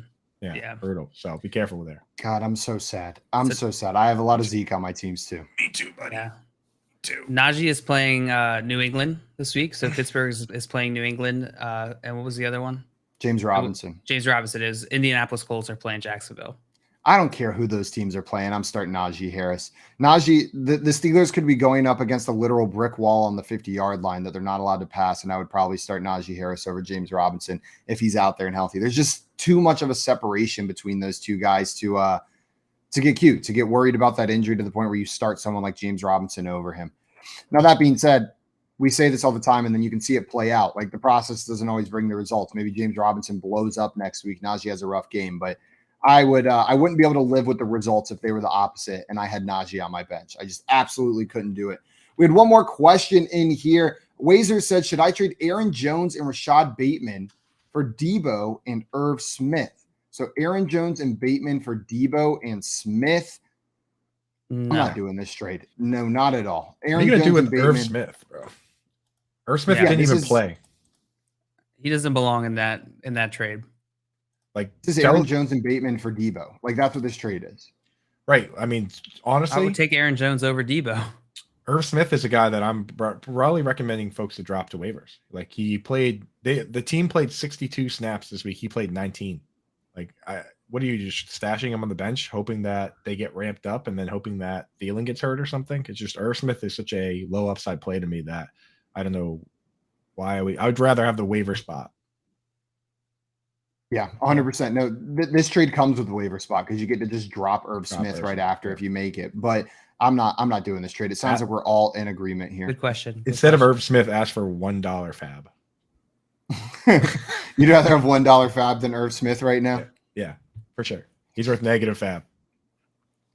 Our next matchup that we have on the wide receiver side of this bracket is Devin Duvernay versus Robbie Anderson. 2 surprises from week 1. JL, which of these 2 players are you adding off the waiver wire? I would add Robbie Anderson out of the 2. Devin Duvernay is the type of guy who does this. He does this. He'll have a blow-up game like this. I'm not chasing Devin Duvernay's points. I'm not hoping that it happens again. Well, I guess I am hoping it happens again because he just seems like a great dude. So I hope that happens for him, all the success in his career. But for fantasy purposes, it's Robbie Anderson. I think with Baker Mayfield there, with new coaching, we don't know how this wide receiver core is going to shake out. I think Robbie Anderson could be more relevant than we expect. Yeah. And to build on that, JL, 4 targets, 4 receptions, 2 touchdowns for Devin Duvernay. Yeah. Like you said, he's going to do this, but that stat line is not sustainable. That's an absurd stat line to get those 2 touchdowns off of 4 targets, 4 receptions. But Yeah, you hit the point on Robbie Anderson. He was the most targeted wide receiver in this Panthers-Browns game. Robbie Anderson had 8 targets, turned that into 102 yards and a touchdown. There was that one long touchdown to him, but it looks like Baker and Robbie might have a little bit of a connection out there. And Baker didn't look bad. You know what I mean? Like we talked about a little bit yesterday. He looked rough at the beginning of the game, but at the end of that game, Baker looked like a good quarterback there for the Carolina Panthers. So I'm excited to see what he can do here with Robbie Anderson. I'll add Robbie. Yeah, I mean, we should probably have more disagreement somewhere along the line here. We're gonna have some. I can't add Devin Duvernay. He didn't even play 50% of the snaps, right? Like maybe in a league where you get like 25 yards per point or better for return yards, you add a guy like Devin Duvernay, who that's primarily what he's going to be doing is returning punts and kicks. But I'm not chasing this 2 touchdowns, just like I'm not adding OJ Howard in his 2 touchdowns. Yeah, looks like Devin Duvernay, you're out of here. And Robbie Anderson is going to be moving on to the next round to face off against Curtis Samuel. Curtis Samuel versus Robbie Anderson is our next matchup. I see one more question from JXC in the chat before we hit that next matchup. Jay wants to know, would you guys rather start Deontay, Waddle, or Bateman in PPR? So Deontay Johnson, Jalen Waddle, or Rashad Bateman in PER. JL, which one of those guys would you prefer to start? Miami is playing Baltimore, and Pittsburgh is playing New England, as I just mentioned before. Just to give you guys some clarity on those matchups. For me, if this is PPR, I'm going Jalen Waddle. He looked fantastic this last weekend. That entire Miami offense looks so good. I think Tua is going to take the step up that we were pushing all season. Simon, I know you and I talked a lot about Tua this off season, and you and I were hyped on him. I think this offense is going to be good. And so give me Jalen Waddle this week. Rashad Bateman, I'm not worried about Rashad Bateman, but Jail, you just looked at the camera and you went, I'm not worried about Rashad Bateman. I'm not worried about Rashad Bateman, but I could understand why you might be worried after this past weekend. This touchdown sort of saved his day. Rashad Bateman's going to have days like that in this low passing volume offense. Still, I think Jalen Waddle is just a safer bet. Coop, are you going with Waddle? Are you going with Deontay? Or are you going with Bateman? Yeah, I mean, I'm one of the biggest Bateman fans out there, but I would still start Waddle. I think he showed us enough this week. He looked great. That offense looks good. It's a solid matchup. So yeah, give me Waddle there. Waddle, and I'm tempted to go Deontay, but I just didn't see enough from this. I know the Steelers ended up winning that game, but I just don't have a ton of trust in that offense there when you have 2 other great options. Deontay's a great PPR option, but I'm going to go Jalen Waddle as well. Guys, we got to fight some more. Let's get some questions in here that we disagree about, because we're just agreeing on everything right here.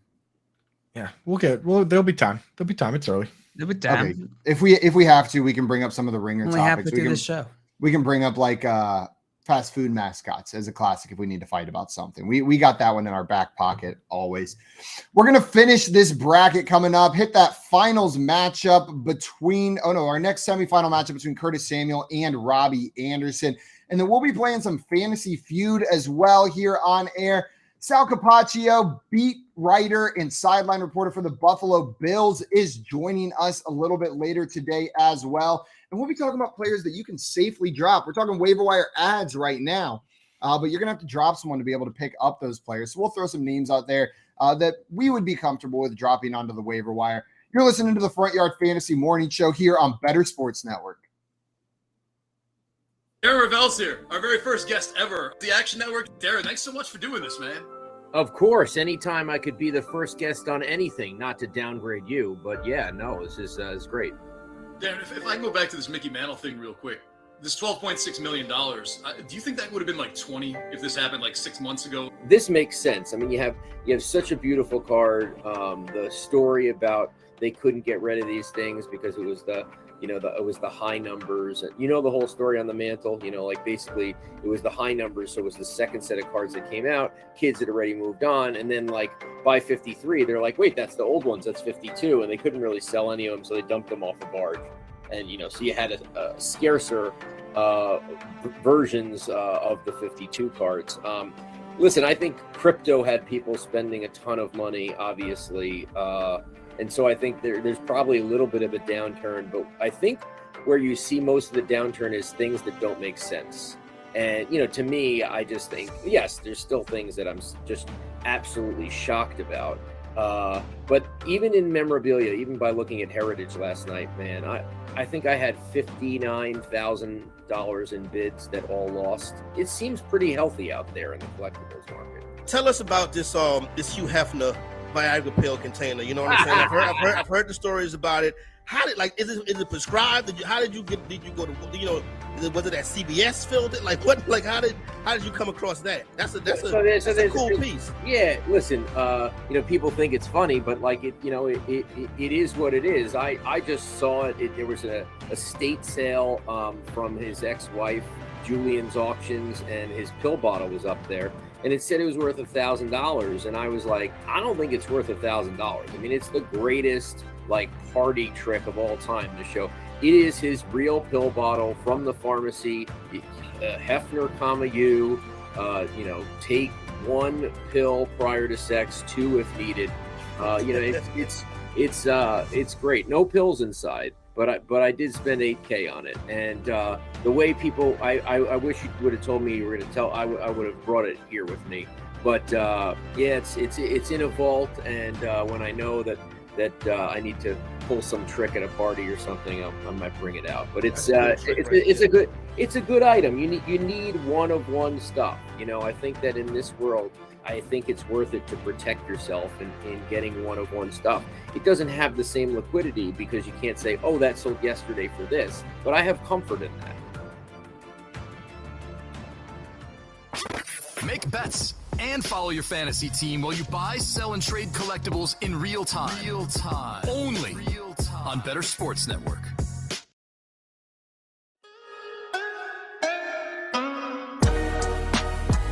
There's something else. John Luke, is this guy John Luke talking trash? These guys are still on. You see? I think he needs all day, son. What's wrong with you? Maybe he's working on different stuff. Maybe he's oh, okay.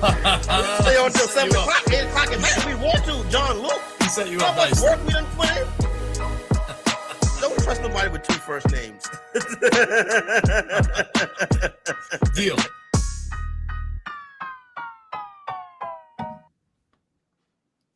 What's up, everybody? Welcome back into the Front Yard Fantasy Morning Show here on Better Sports Network. And Keith just keeps putting the sound drops in there, throwing shade at us over and over and over again. I will say that one was kind of funny, though. That one was kind of funny right there. And Coop, the little shot at you at the end down there, he said, taking shots at people with 2 first names. How do you feel about that? I thought he was coming at John Luke with that, dude. Or are we talking about people like Cooper also being the first name? I mean, pretty much. I think he's coming after me for that. I think it might have been you, dude. Yeah. Yeah, sure. it absolutely was. It's less. If it was coming after me, we'll have to confirm that. Then it's less funny. So we should probably just assume it was after you, Coop, if it's the less funny option there. Let's assume it was JL for sure. And we got Tommy in the chat confirming that it was JL. He was coming after John Luke. Oh, perfect. I did come after him first, so it's only fair. It's fair. Did you make fun of him for only having 1 first name? Yeah, it's like, what a nerd. I got him in spades. I got all the extra first names, Corey. If something happened to yours, you would just be lost. Wouldn't even know what to do. No first name left. You could lose one of yours and still just be Luke or something. That's true. Or just L. You could just go by L all the time everywhere you walk around. What's up, dog? I'm L. I'm L. We had some questions in the chat during the break. Fantasy Dog here wanted to know, what about Taysom Hill? Isn't he in the top 3 waiver mix? He backs up Kelsey in a lot of leagues. So this bracket's just going to be running backs and wide receivers here. That's why Taysom Hill's not on the list. But Coop, with Taysom Hill taking some snaps at quarterback, we talked a little bit about him yesterday. Are you willing to pick him up, or is it going to be too fluky for you to start Taysom Hill in your tight end spot? That's exactly it. He's not going to have the consistency. And he didn't really play all that many snaps. He only played 19 snaps on the day. So just I'm not interested in any of those Saints tight ends. And if you have Adam Trotman in a dynasty league, you're holding on to him, you can drop him because he played less than Juwan Johnson. Juwan Johnson might be the most interesting of any of them. But even it's hard to trust him considering they have Michael Thomas, Olave, Jarvis Landry. Like, I don't know. I'm staying away from all the Saints tight ends. Yeah, I get the temptation for Taysom Hill. Like, I get it. If he can play snaps at quarterback, like, then any given week, he could run the ball in, he could throw the ball in. Like, I understand it. That feels like a cheat code at your tight end position. But I'm with you, Coop. I just don't think it's going to be anywhere near consistent enough. Like, if he gets the same amount of snaps at quarterback that he got last week, what are the odds he punches another touchdown in? Know what I mean? It's no guarantee. It's not like he had enough work that you can just say Taysom Hill's going to get that touchdown each week. I can't make the move. When he hits, he's probably going to hit for you, but there's going to be a lot more misses in that tight end spot. Yeah, 4 rushing attempts for 81 yards and a touchdown for Taysom Hill. I think this is also the type of move that they're going to pull in week 1, because the other team is not necessarily going to game plan around that. They're not going to be expecting Taysom Hill. If they continue to use Taysom Hill in that way, teams are going to get smart. Defenses are going to figure that out, and they're going to be able to shut that down. So I agree with Coop and Simon. It's just not going to be sustainable. I mean, we were just talking about Devin Duvernay, 4 targets, 4 receptions, 2 touchdowns, 50-something yards, right? No one's excited for him for the most part because it's unsustainable. Like, what he did with the volume he had is unsustainable. 4 rushing attempts for Taysom Hill at quarterback right there. He's not going to turn that into 81 yards and a touchdown. He just as easily could turn that into 8 yards. Let's put this into perspective too, of like, these guys are probably worth picking up in certain situations. We're not saying that they're not worth picking up at all. What we're saying is that we're not going to pick these guys up or go spend a bunch of fab or invest a bunch in these guys and throw them in our lineup week in and week out if they're not consistent, if they're going to be more fluky like this. Doesn't mean that they don't have value or utility in certain situations.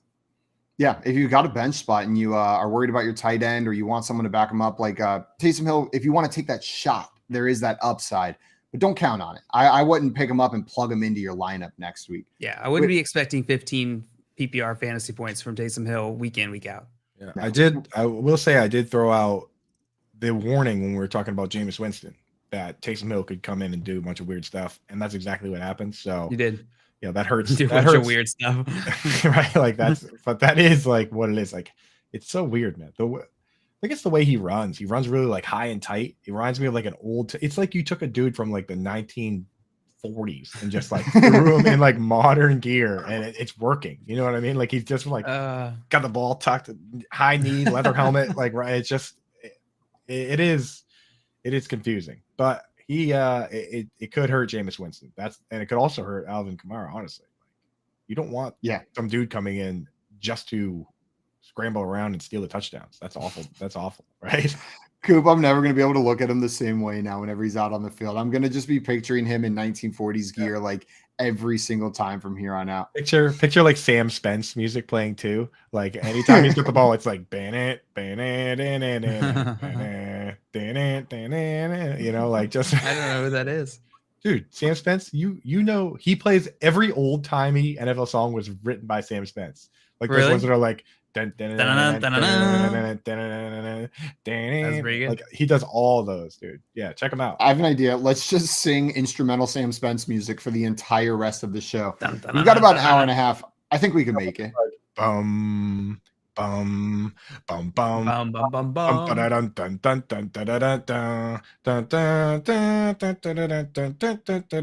Right? Like, beautiful. See, we can keep it going. You guys right?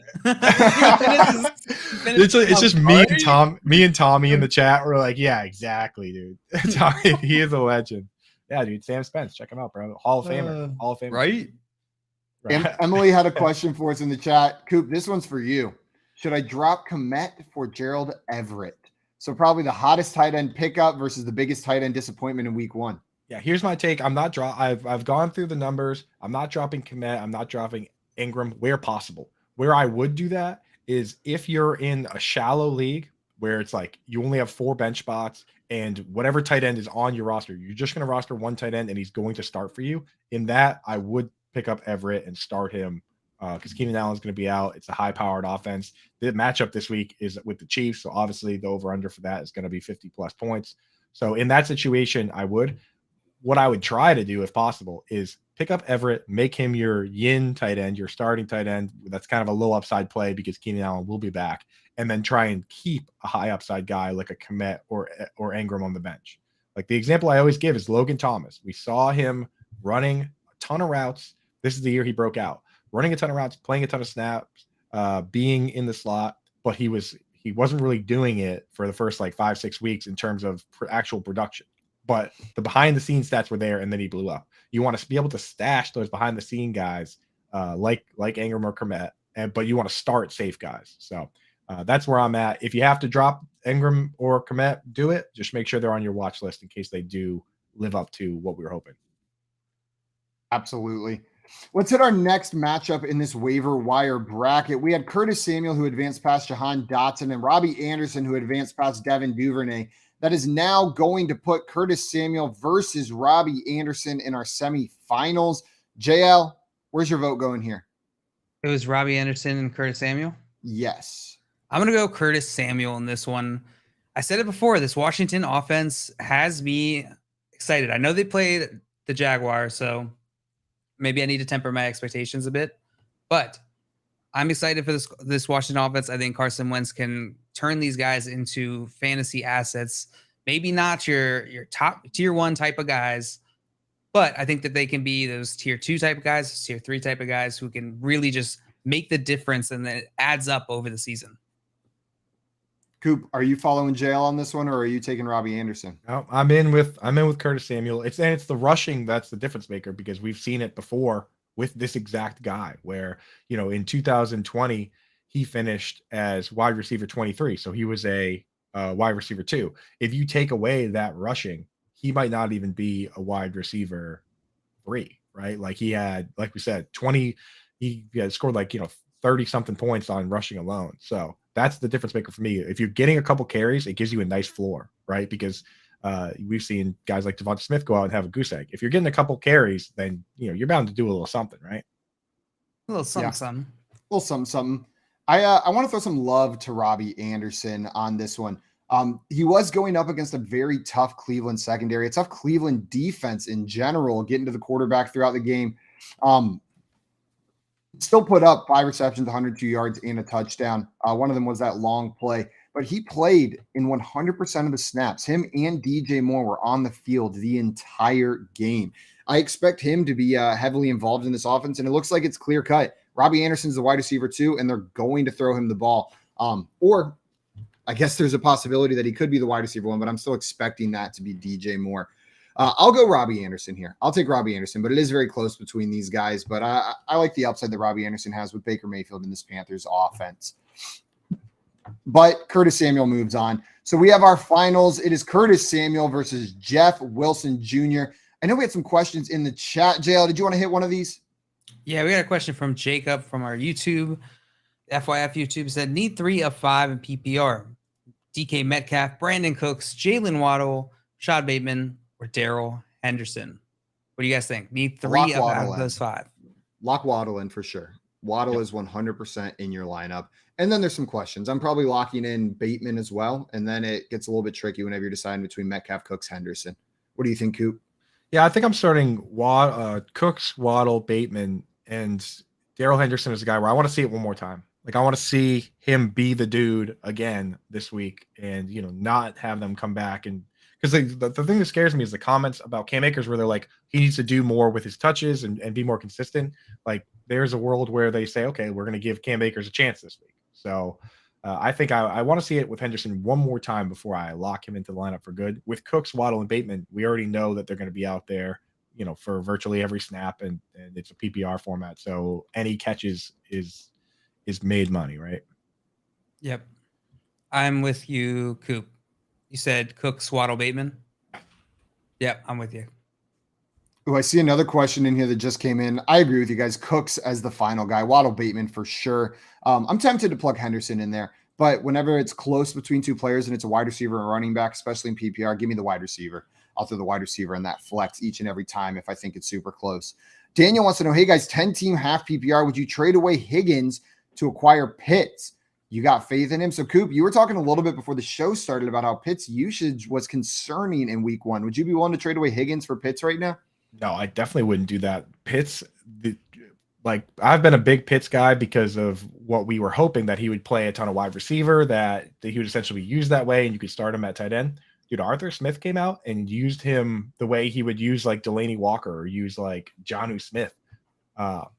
Over the last 5 years, or honestly going back almost 10 years, there's only been one player that's finished top 5 at tight end blocking on 15% of his pass plays or more. He blocked on like 15.9. It was George Kittle. And he had 3 touchdowns over 70 yards, 2 touchdowns over 80 plus yards. Really an anomaly season from George Kittle. This week, Kyle Pitts blocked on 21% or 20% of his pass plays. He blocked on basically 1 of every 5 pass play, was lining up in line a lot. Not what we were hoping. I mean, just not the way you use that player, or not the way we want them to use that player. So I am a little concerned for Pitts. I'm still going to start him in every lineup where I have him, but I'm not going out of my way to trade for him. Not after the way they used him this week.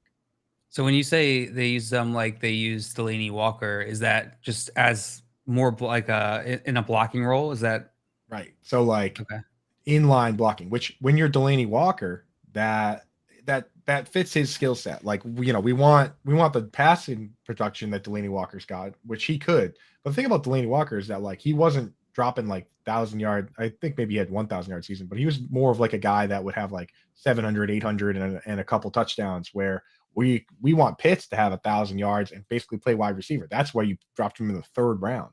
You know what I mean? So you don't want him to be used the way that he was used this weekend. I mean, like, think about it. If you were asked to block on 20% of your pass plays, like that this week, that's 7 pass plays that he could have run a route on and wasn't even running a route. It's no different than being on the sideline, really. So it scares me. Yeah, it's no different than being on the sideline, except you can also get hurt a little bit easier than being on the sideline. It's like being on the sideline, but with a little extra danger for you. Danger. Fantasy Dog in the chat throwing something interesting out there. So we know that Daniel also has CeeDee Lamb. And CeeDee Lamb's value had to have taken a hit with Dak Prescott going down. This offense already didn't look good. But Coop, is CeeDee Lamb someone you'd be willing to trade for Kyle Pitts with Dak Prescott missing 8 weeks, or you're still holding on to CeeDee Lamb? I would do it if Pitts would go directly into your lineup and CeeDee Lamb is not in your lineup. Like, it's always about the replacement value. Like, if you were going to have to put one of Higgins or Lamb on the bench, then I would do that. Then I would do that, and I'd put Pitts right in the lineup. If you were taking someone from your lineup, if you're taking CeeDee Lamb out of your lineup to put Pitts in your lineup, I'm not sure that's a net gain. No, absolutely not. I see one more question in the chat. This has been talked about a lot. I want to hit this one. Fantasy Doc said, will Dallas trade for Garoppolo today? 3rd rounder.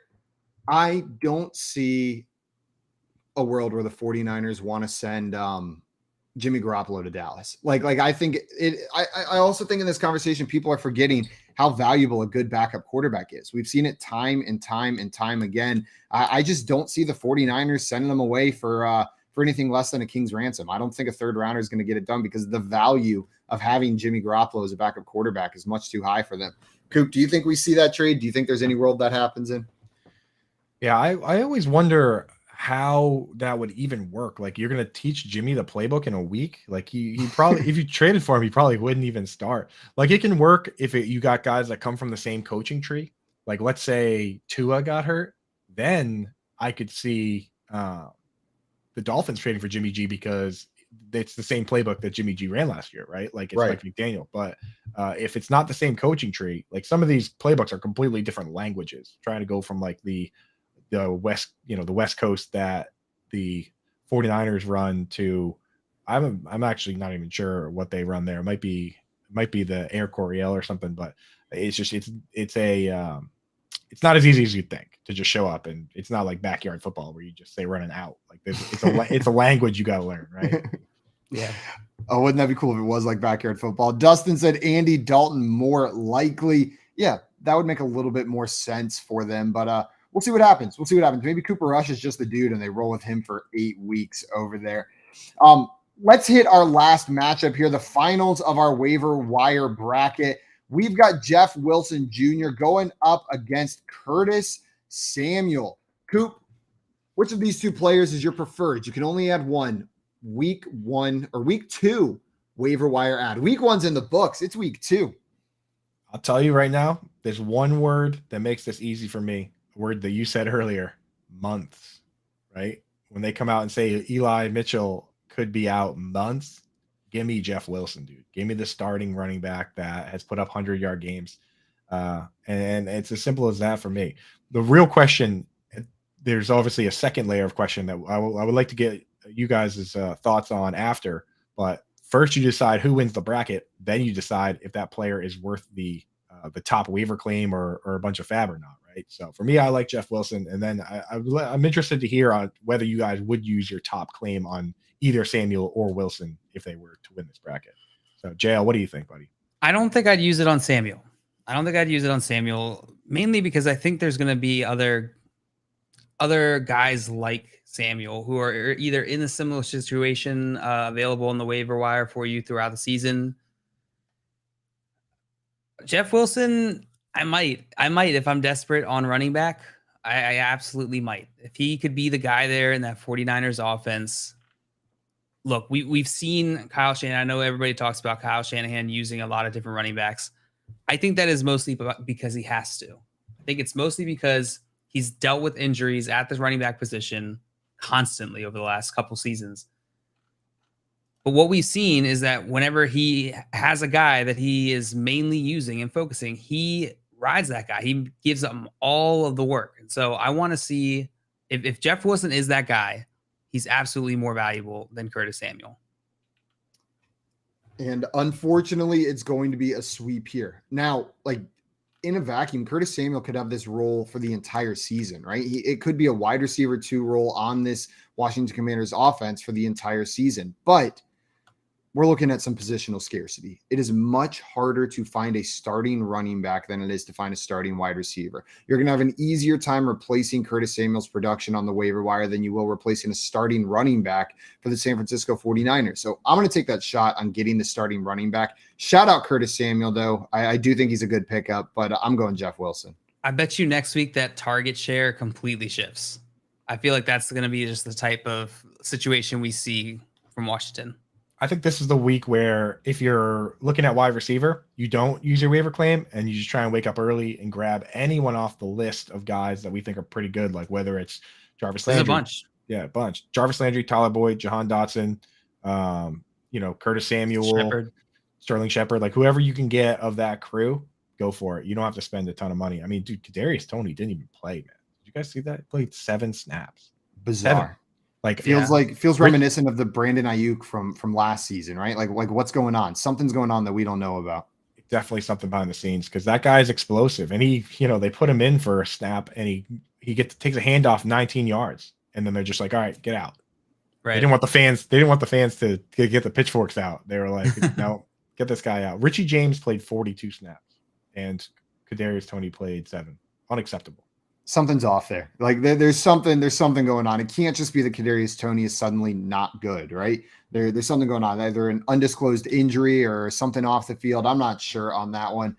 Jeff Wilson is going to end up being the winner of our week 2 waiver wire bracket. Nice job, Jeff. Coming up after this, we are going to be playing a new game on here called Fantasy Feud. And then we're going to be talking about players where there's a little bit of a bright side. Week 1 didn't go great, but we've got a reason you can believe in them going forward. Our friend Sal Capaccio is going to be joining the show later, Bills beat writer and sideline reporter. And then all these players that you want to add, we'll be talking players you can safely drop to add these guys. You're listening to the Front Yard Fantasy Morning Show here on Better Sports Network. Sports talk done better. Coop, we did have a question for you. Get Into Game wants to ask if you could create an all tight end team. Like, who would be your top tight ends? Like your favorite guys that you would put on your all tight end team? Or does he want me to do an all tight end team where I fill out all the positions? Because I could do that could too. work as well. Yeah, you All want right. to do that? So a wide receiver 1, split end would be Kyle Pitts. Checks out. I knew you were going to say Kyle Pitts. Yeah. Now on the other side, I would have Jimmy Graham. Okay. At the actual tight end slot, inline tight end, I'd have Rob Gronkowski. Okay. In the slot, I would have Tony Gonzalez, who under Chan Gailey for the Chiefs back in mid 2010s, he led the league in routes run from the slot. Now at quarterback, I would have Logan Thomas, a converted quarterback that now plays tight end. Right at running back, give me Jonnu Smith, a guy that has multiple rushing touchdowns. He could bring it up and down the field. At left tackle, give me Michael Pruitt, one of the premier blocking tight ends in the league. At right tackle, give me Nick Boyle. Are you Another doing excellent this all blocking off tight the top of your head? Of course. At I'm guard, so impressed. like we're gonna fill out the Wow. line with the best blocking tight ends that I can think of. So actually at center, give me a guy that's been a captain on a team because you need a strong, smart player at center. Give me You need leadership. Mercedes Lewis, a guy that's been in the league for a long time, one of the premier blockers. At guard, you're gonna want a little speed, a little heft. So I'll take a current guy, Albert Akwe-Bunam. I'll put him 6'6", 260. Put him at left guard. Have him do some swing routes. Have him run around. At right guard, I'll take. Give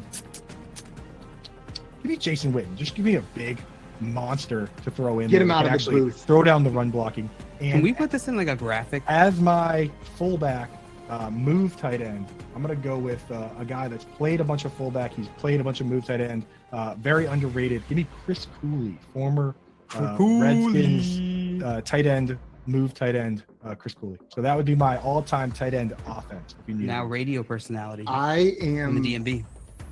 I am so impressed. Not just like you didn't just pull out those names and you didn't stop after the positional guys. You said we're talking O-line here too, because that's an important part of the offense. Coop, I could not put together a better all tight end team right now. Now put I a can full promise depth you that. chart together. You'd be insane to do it. Punter, I feel like Coop. I feel like a maniac just having done that. But we Who's do the tight punter ends. and who's kicking field goals?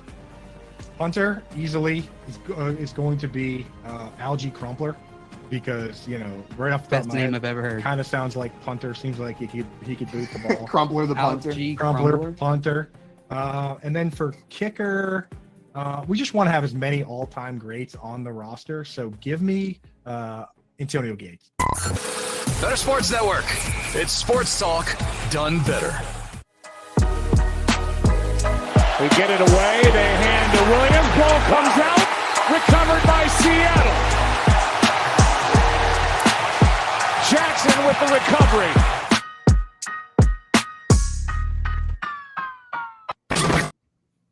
Welcome back in, everybody, and good morning here on the Front Yard Fantasy Morning Show on Better Sports Network. I just got to drop this fire on air that Trenton just threw in the YouTube comment section. It's a little conspiracy theory for why Kadarius Toney wasn't on the field. He said Tony's learning the playbook to become the New York quarterback over Daniel Jones. Look at that. I love that. Bright and early in the morning. Suck it, Daniel Jones. Kadarius Toney's coming for your job. Trenton, you just made my day with that in there. Oh my God, I need that smoke, bro. The tinfoil hat, dude. Get it out. That's Bro, Alex Jones tweet right there. He's picking up on the vibes. He's 100% true. That's what's happening. I'm bought in. And Trent said they don't want him to get hurt because he's got to be better than Jones at quarterback. I want to let it ride. I want to see Kadarius Toney walk out there at quarterback now. That would be the shock of the season. Nothing else would come close to Kadarius Toney becoming the Giants starting quarterback. Wild Trenton starting the day with that. And we got Jay, resident Giants fan, in the chat saying, I would rather Toney be the quarterback. And maybe you guys wouldn't accidentally win games against the Tennessee Titans if you had a wide receiver starting at quarterback. Accidentally. Said accidentally win. That's the best part about Giants fans this season is they're going to be mad whether they win or lose. Know what I mean? If they lose, it's like F this organization. And if they win, it's like F this organization ruining our draft picks. Like no matter what, it's just anger the entire season. Because they're from New York. Man, that's New York sports in a nutshell, right? Yeah. Describes every New York team. Jay, I'm mad when we win. Checks out. Guys, we're going to start a new game called Fantasy Feud. I don't know if you've ever seen the popular TV show Family Feud, but it's got a similar construct here. I've got 4 different prompts, a question, which have a ranked list of answers. The top 5 are going to be what I'm asking for. We're going to take turns. So, JL, I'm going to propose one of these prompts to you. You're going to be responsible for trying to give me as many of the names on the list that I'm looking for before you get 3 wrong. So get 3 wrong, you're out. You're going to get none of those points, or it's going to go over to Coop for a chance to steal. You get them all right, you get all of those points right away.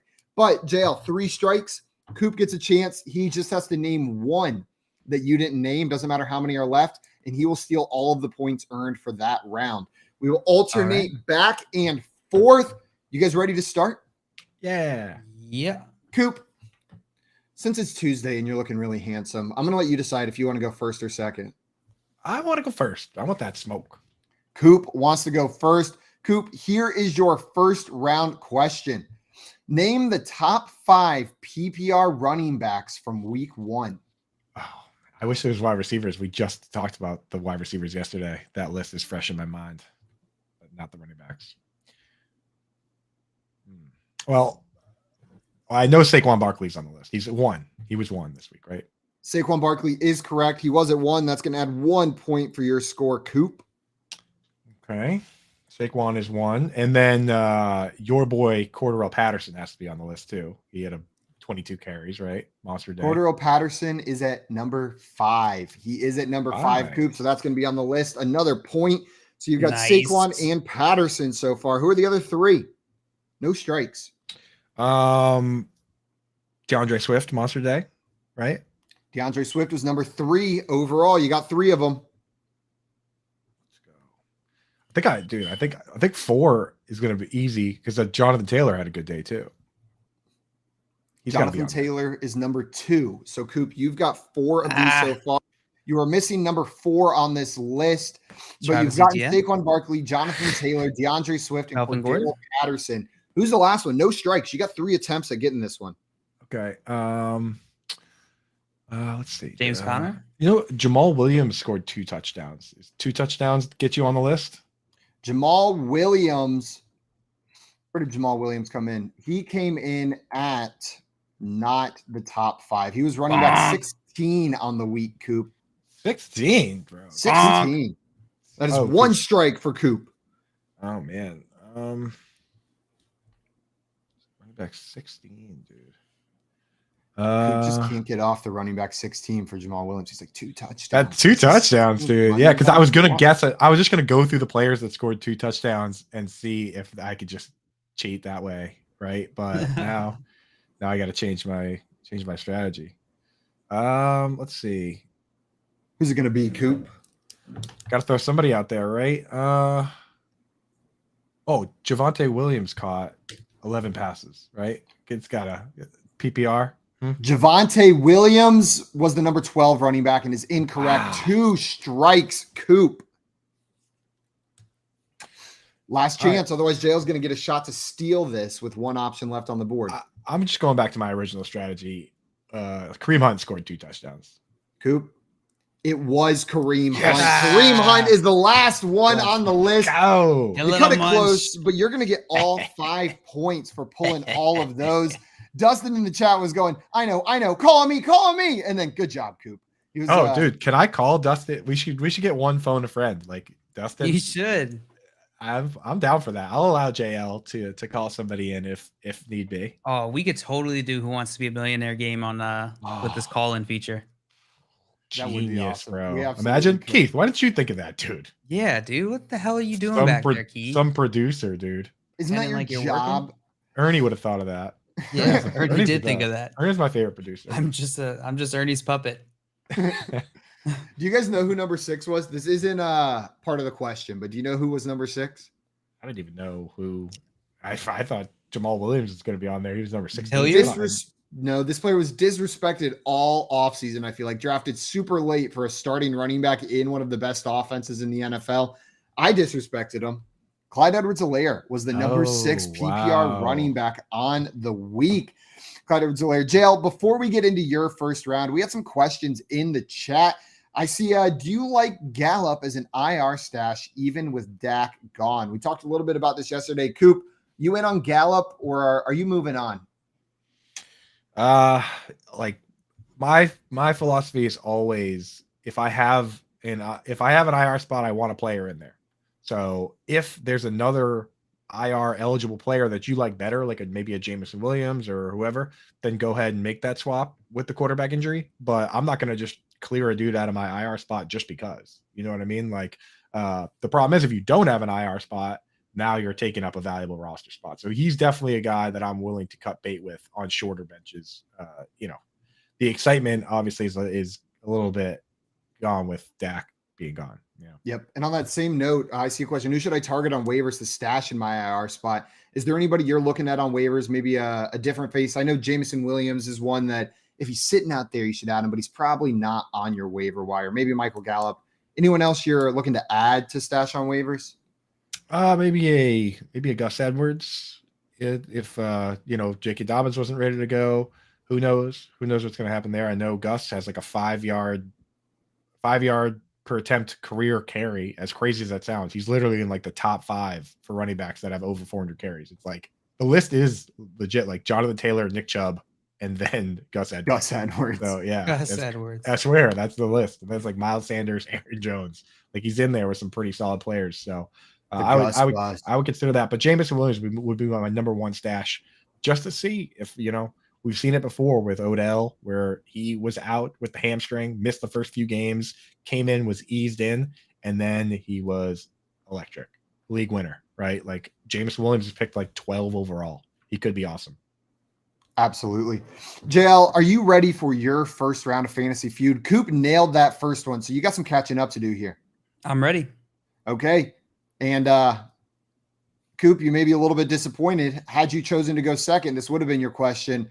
JL, name the top 5 PPR wide receivers from week 1. Jay, you better get this right because we just said it yesterday. We said these names. This is easy. It's Jefferson. Jefferson is correct. Jefferson is number 1 on the list. Cooper Kupp is correct. He's number 2 on the list. It's Devontae Adams. Devontae Adams is number 3. So far, so good. Jamar Chase.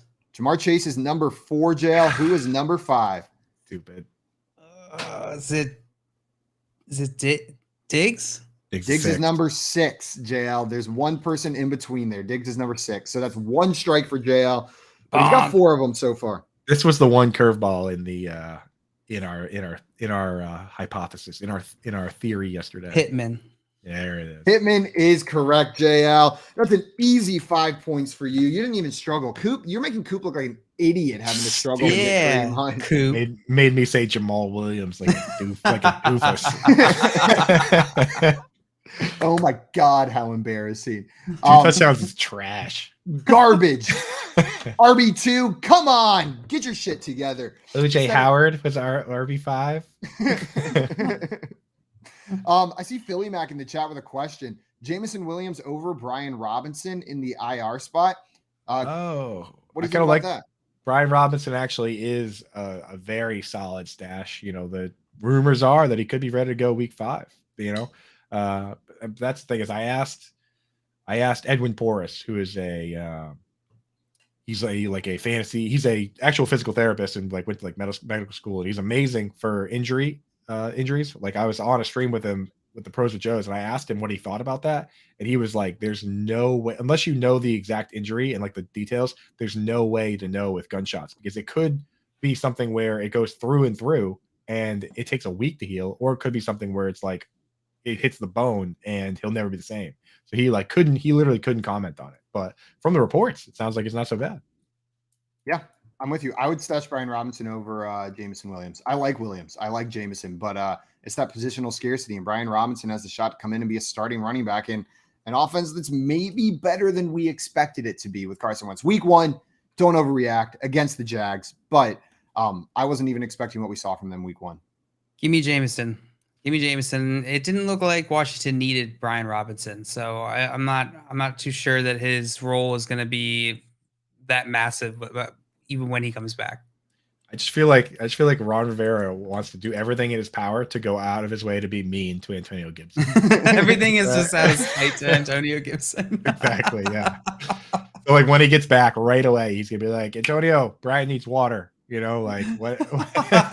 Brian needs water. Brian needs a towel. Go get his crutches. Go return that kick. He makes passing comments about his weight every time he passes him. Oh, pants looking a little tight there, Gibson. Just tries to get under his skin, make him start questioning everything. Game plans around his Gibson spite. It's like the morning and Gibson's carrying a tray with oatmeal and a banana, and Rivera just hits him with the shoulder. He goes, "Oh, watch out! Watch where you're going, fatso." He immediately throws the tray up into his own face. Oatmeal covering him. Out of the way, fatso, dude. Where's your agility Where's your agility, Antonio? Oh my God, Ron Rivera's fat shaming Gibson, just bullying him. That is a true story that we just told. Yeah, 100%. Ron Rivera is going to come on the show and just absolutely let's taunt him enough and spread enough false rumors that he feels the need to come on and defend himself. That's our new strategy for booking head coaches on the Front Yard Fantasy Morning Show and mascots.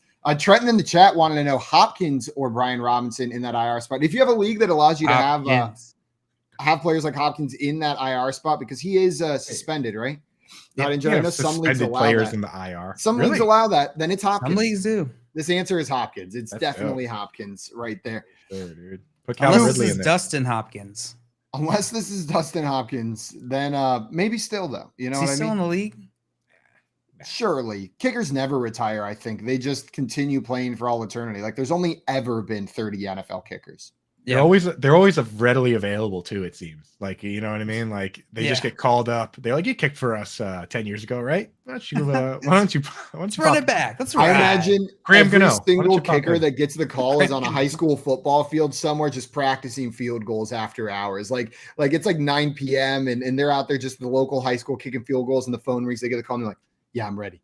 I've been practicing for this. I have an amazing kicker story if you guys have a second, dude. I got a couple. The number one all-time field goal kicker is Adam Vinatieri. The next two guys are Morton and Gary Anderson, right?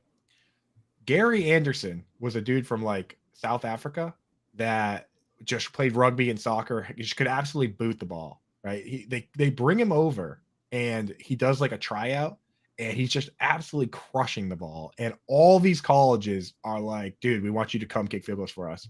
And he goes, I don't even want to play football. He goes, I want to play soccer. He goes, I want to play soccer.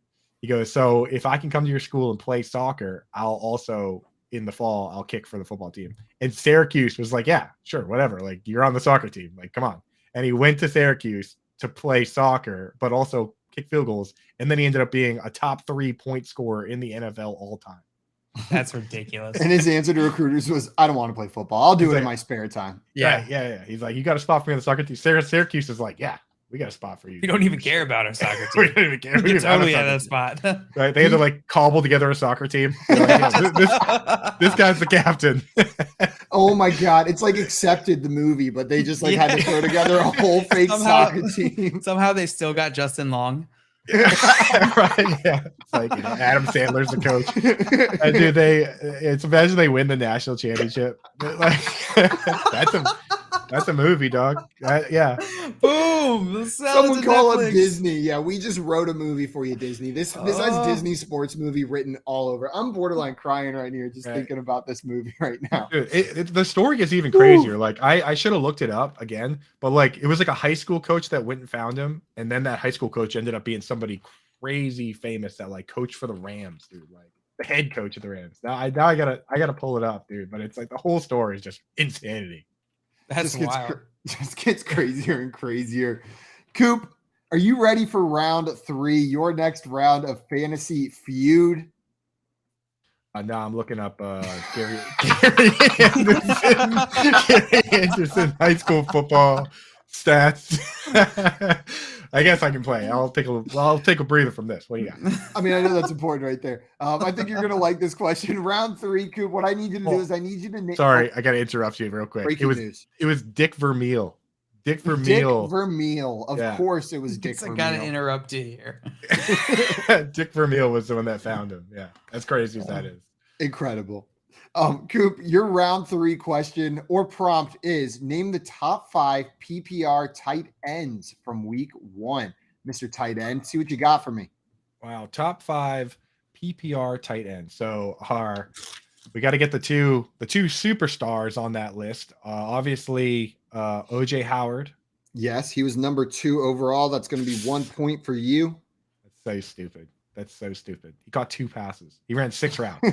He ran 6 routes. 6 routes and turns it into tight end 2. That's kind of makes my job a joke, right? And then obviously got to get Taysom Hill on there because Taysom Hill's correct. Number 3 on that list. Well, good thing I picked first because then JL would have got tight ends. Tight ends is my jam. So tight end. Wait, Taysom Hill was 1 or was he 3? He was 3. Okay, Travis Kelce was 1. Travis Kelce was one. You've got 3 of them, Coop. And then, my NFT boy was 4. Gerald Everett. Gerald Everett was 4. Mr. NFT, Mr. Financial Security was number 4. And then JL, do you know who 5 was? 5? I'm not giving you any answers. 5 was your boy, I think. Will Disley, right? The Dizzle Dog? The Drizzler? The Drizzle. The Ham Drizzler. He had a good sorry. game. I completely ignored you for a second there, Coop. Just entirely forgot to listen to what you were saying. Who was the 5th player that you said? Throw it right back at me. It was Will Disley is I think was 5th. He was 5th, Coop. You got that Yeah. actually right. Clean sweep, no strikes, Actually 5 right. points going over to Coop. The Diz Dog, Will Disley. Oh, I did Diz not Dog. like. I'm never saying Diz Dog again. Oh, I just did. Dog. I Flip like it. it. It's a Flip shortened it. version of my own shortening, which is fantastic. Diz Dog, Will Disley. Diz Dog. Diz Dog. The Diz Dog coming in at number 5. Dizzy Dog. Rose Cinco, the Diz Whoa. Dog. The Drizzler sizzles again. Yeah, that's like that'll be the headline next week if he scores another touchdown. The Drizzler sizzles another one. Drizzler Sizzler 2.0. This show's getting canceled. Getting off the rails, Coop. We're in the third hour. 10, yeah, the third hour, anything goes. Just wait till the last 5 minutes. We got some. You thought Coop's story about Dick Vermeer was crazy. Just wait till you hear what we have to say about Dick Vermeer at 9:50 p.m. Eastern time. I'm so impressed you remembered that name. Oh, I got really lucky that I didn't quite remember it though. It's Dick I Vermeer. said Dick before I remembered the last name, and I was very scared. I was just gonna sit there and have he just said Dick story. what was the guy again? Dick Vermeer, I think he coached the Rams in the Super Bowl. I'm pretty sure. Like he's like no joke, but he just like out looking for South African kickers back then. He's just trying to be a sports movie. Jay goes, "Who's Dick Vermeer?" It's Dick Vermeer. Same thing. Close enough. Same thing. Close enough, right there. If it's before 2015, then I'm allowed to pronounce the names wrong. I think that's the rules. JL, Coop did it again. Got all 5 of them. Coop did it again. Both of you guys have gotten all 5 so far. Nobody's even had a chance to steal. But this is our last round, JL. You're either going to tie this up or give Coop the win, most likely here. You got to be perfect to tie it up. And here is the question for you. I need you to name the top 5 passing yards leaders from week 1. So I need the top 5 leaders in passing yards from week 1. Passing yards. Man, why did Coop get the easy ones? I didn't think This tight end was BS. easy. I know he's a tight end guy, but I still didn't think it was easy. Well, It was you pretty thought easy. wrong. Yeah. I don't know what to tell you. It was that hard. All right. Well, This one's much harder. I don't think I could get this one. I'll go with Patrick Mahomes. It's my number 1 option. Well, JL, he was number 1 on the week with 360 passing yards. Okay, and then I have a choice to make. You do. You got 4 more choices to make minimum. 7 maximum. I will go with Carson Wentz. Carson Wentz was number 5 on the list with 313 yards, 5? JL. Nice pull on that one. Damn. So you got number 1 and number 5. You got the sandwich. You got the bread. Now you just need to fill in that meat in the middle of the sandwich. Josh Allen. Yeah, Josh Allen's a meaty player. Josh Allen came in at number 7 with 297 passing yards this week, JL. So that's a bonk? Bonk.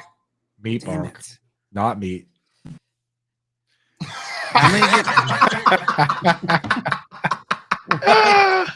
Oh no. Bonk.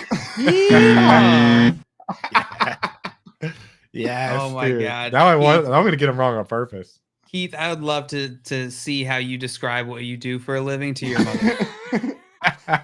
So I know this guy Simon. Meat I put bonk. shirtless pics of him over a bonk noise, and that's what I did at 7 a.m. this morning while I was having my morning coffee. Everyone in the chat said meat bonk and smash the fun button. Meat bonk. Smash that fun button. For that What an meat bonk. awful phrase. That could be a meat bonk. Smash the fun button. Oh my God. I want to get meat bonk tattooed on Coop's lower back. And Tommy, I'll you said, allow it. Yeah. I bonked a shirtless guy this morning, Keith. Yeah, Keith bonked a shirtless guy this morning on air, live. Technically true. Live. The best kind of true. Technically true. Best kind of true, as Coop says. Okay, JL, we've got 2 players on this list. No strikes so far. Who's next? 1 strike. I got a single bonk. Oh, wait, you did. You guessed Josh Allen. Yeah. Thank you for being honest. Thank you for being honest, which is in your favor. Oh, you said he had no strikes. Oh, okay. Yeah, no, you have one meat bonk. Well, what you meant is JL just operates better whenever he's down a little bit. Know what I mean? Yeah. Back against the wall, JL gets it done. Honestly, you want me to just give you a second strike now, JL, so that you do better on the rest of these? Give him a strike. Go for it. Guess Dick Vermeer. Dick Vermeer. Who's your next guest, JL? All right, my next guess is going to be Russell Wilson. Oh, good guess. That's Russell Wilson. 30. Is number 40. 3 on the list with 340 yards in week 1, JL. Russell Wilson at number 3. So you're just missing number 2 and number 4 now. Yeah, he was in my prize picks entry. I was following those yards closely. So. Okay, so I have 3. You got 3 of them. 1 strike. I will go with. Let's go with Kirk Cousins, Justin Jefferson. Oh, Greek yogurt. Kirk Cousins. At 277 pass yards was number 10 on the list, JL. That's a bonk. Really? Kirk, you idiot. That was my. That was Gotcha. I feel like that's so insulting to see me pop up with finger guns, just like bonk. God, I hate you, Keith. Yeah. Fired again. That's awesome, dude.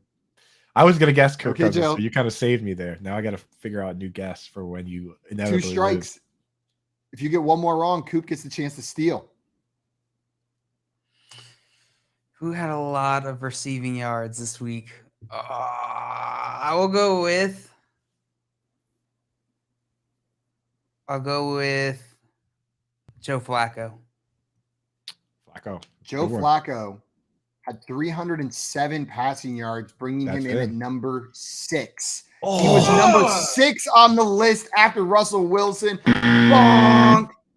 Got meat bonked, bruh. Meat bonk. I just got Flacco bonked. No, that's a great guess too. That was a really good guess. There were 6 guys at over 300 yards. Yeah, there were 6 guys with over 300 yards. Dale, you guessed number 6 and number 7. So you were sniffing around it, but you left 2 options for Coop to steal. Coop, you're going to win either way. It'll just be a much more insulting win if you steal these points as well. Who's your guess? Can you give me his guesses again? Just real quick. The ones he said already. Mahomes, Russell Wilson, Wentz are the ones that he has on the list. He Allen. also guessed Joe Flacco, Josh Allen, and Kirk Cousins. Well, JL said earlier that Joe Burrow threw 58 times. So I got to go with Joe Burrow here. Joe Burrow had 338 passing yards. Is number 4 on the list. Coop, you have stolen the points. Going to make the final score 14-5. And JL, it's getting impressive at this point. Your streak continues. Yeah, I practiced a lot for this. This is incredible. Yeah, I mean, dude, your stick-to-itiveness is unmatched, and your ability to get meat bonked every game we play. I live for the meat bonks. It's unrivaled. Yeah. If anybody knows me, they know that I live for the meat bonks. It's part of your brand, really. Yes. Meat bonk, meat bonk, meat bonk. It's what JL says every morning when he wakes up. First thing in the morning. Big sigh and then meat bonk. Looks right in the mirror at himself. It's gonna be a meat bonk kind of day. That's a meat bonk right there. But guys, we have some more meat bonking coming up. We're gonna talk about some players with some bright side to me. I lost. This is a bad show. Al Capaccio is going to join us, Bills beat reporter and sideline reporter, to talk a little bit about what we saw from the Bills in week 1 and what we can expect going forward. Make sure you guys stick around here. This is the Front Yard Fantasy Morning Show here on the Better Sports Network. And follow your fantasy team while you buy, sell, and trade collectibles in real time. Only on Better Sports Network. If you are better of the NFL like I am, the Detroit Lions were money last season. They were the best team against the spread in the league. Another home dog. Philadelphia Eagles come on the road as 4-point road favorites. And Joe, my thing is, people are falling in love with the Lions this offseason because of Hard Knocks, because of Dan Campbell. Everybody is talking about and loves. They have a soft spot in their heart for the Detroit Lions. And I get it.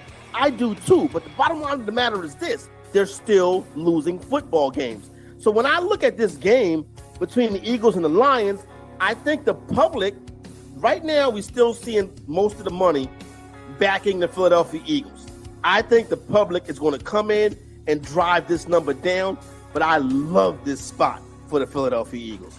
Do you really think that the money's going to come down on the Lions? Because, CP, I think there is a lot of juice, especially after the Gardner-Johnson trade. I feel like there's a lot of juice about the Eagles being kind of the hot team out there, you know? I don't know. Are you sure? What makes you think that? Just curiously, I know the Hard Knocks factor is always a factor, and believe me, I love what Dan Campbell's doing there too. But I don't know, man. It kind of feels like the Eagles are kind of a hot team. I think you look at the people that have bet these games already are the smart money, the wise guys, the sharp money. They're in on the Eagles. I think as we get to next weekend, and I think the public bettor is going to look at the Lions catching 4 points at home. And then you know what the public bettor is going to think? One of these road favorites are going to lose. And I think they're going to point to the Eagles. I understand the Eagles are getting a lot of love, but I think the more advanced bettor and fan is going after the Eagle. I think the public comes in heavy on the Detroit Lions. But like I said, I think it's a beautiful spot. This is a smash spot, in my opinion, for the Philadelphia Eagles. That the public kind of views it as like there's going to be a letdown spot or something. You had the great offseason, but I'm not sure Jalen Hurts is the guy, you know, all that stuff. Yeah, I can understand that and where you're coming from there. The one thing about this line is like Eagles are 4-point favorites. After they beat them by like 40 last year, oh man. They smoked them last year. That's always the kind of line that scares the hell out of me, quite frankly, CP. This is the type of game where the Eagles will show up. This is the Eagles' wheelhouse, particularly from last season, beating up on a team that they are better than. And one thing, no matter how much you love the Lions and that offense and Dan Campbell and Hard Knocks, that defense stinks. And Philadelphia is going to run all over that defense. I think they're going to have a tough time with them. Better Sports Network is betting, fantasy, collectibles. It's sports talk done better. They wrote me off. I ain't right back, though. That's the problem. I ain't right back. Let's go.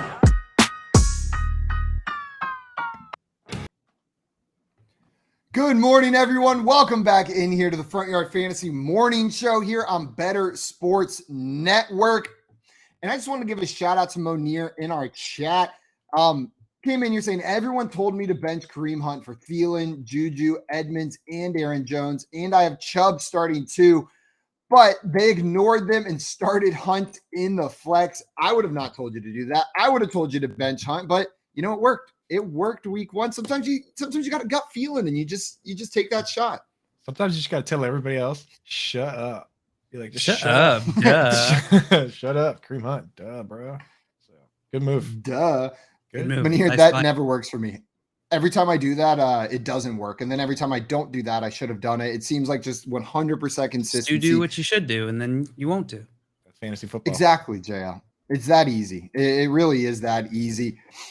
We're going to get into a segment we're calling On the Bright Side. These are players that disappointed in week one, but had some maybe some refreshing statistics that give us hope going into week two and for the rest of the season. Coop, I want to throw it to you. Is there a player that comes to mind immediately whenever we're talking players who have some bright side but didn't show it in week one? Yeah, so I am going to go with Adam Thielen here, a player that you correctly benched this week for Kareem Hunt, which to me is crazy. But Adam Thielen, he didn't really do a whole lot. It was obviously the Justin Jefferson show, but Justin Jefferson is not going to do that every single week. He's going to be good, but he's not going to dominate that way every week. And Adam Thielen played 59 of 62 snaps, and he ran every single pass play. So they threw the ball 34 times. He ran 34 routes. Thielen's going to score his touchdowns. He's going to get his touches. You know, there'll probably be some games like this mixed in, but that's the kind of player he is. So for me, if you're somebody who likes Gabe Davis, because Gabe Davis plays every snap and he's the second fiddle to a great wide receiver and he can score touchdowns at a high rate, then you should also like Adam Thielen, because the numbers for Adam Thielen in terms of his usage and his routes run and everything is pretty much the same as what Gabe Davis gave you. So don't give up on Thielen. I think what we saw behind the scenes with Thielen is a good sign of things to come. So you're not projecting Justin Jefferson to have 3,128 receiving yards at the end of the season, which is what he would currently be on pace for? Oh, no, I have him having more than that, but I have Kirk Cousins. Oh, of course. I have Greek yogurt, Kirk Cousins throwing for 7,000 yards. Oh, Greek yogurt. Old Greek yogurt. I like that one, Coop. That one makes a lot of sense to me. The one I wanted to bring up was Mike Williams for the Los Angeles Chargers. Two things I wanted to say here. One, we look at his usage. He played 93% of the snaps and led the teams in route run in week 1. He was doing everything you want him to do for your fantasy team except getting the ball thrown his way, which is bound to change with him being on the field. Also, if you drafted Mike Williams and this is your first time, welcome to the Mike Williams experience. This is part of the deal with him. He's going to have weeks that look like this, and he's also going to have huge, massive 30-plus PPR point weeks out there where he's the main guy in that offense. I'm not worried about Mike Williams at all, and the numbers back that up. He's constantly on the field. JL, do you have one that comes to mind for you? I like that one a lot, Simon. The thing I've been looking at for Mike Williams has been in the target share and how they spread the targets around in this offense. Justin Herbert just did not throw as much as he normally did. I think he had 34 attempts in this game, which is just lower than usual for him. Mike Williams, even though he only had 4 targets, was tied for most on the team. Keenan Allen did go down in the second, and he had 4 targets. So you can make whatever assumption you want there, but with the fact that Justin Herbert just didn't throw enough, I'm not really concerned for Mike Williams. I think this was a weird game. I think they'll bounce back. Yeah, I'm with you. Is there another player that you think there's a little bit of a bright side for them, even though they didn't show up in week 1? Yeah, I want to bring up Breece Hall. So Breece Hall, Michael Carter, was used a lot in this game. Much more. He was used much more than I was expecting initially. But I still think there's a bright side for Breece Hall. He had 10 targets. He had 17.5% of the target share on his offense. And that is exactly what you want to see in PPR with Breece Hall. So I want to see how they continue to use him. But I think there's still bright days ahead for him. Yeah. I have a little bit of concern with Hall just because that's another one of those teams where this week they ran 84 offensive snaps, which is well above average. Like I said, no team averaged more than 69 a game last year. So there might have been a few extra touches available in that game, but I mean, if you're going to get those kind of targets, Breece Hall definitely is going to be a decent floor play in PPR.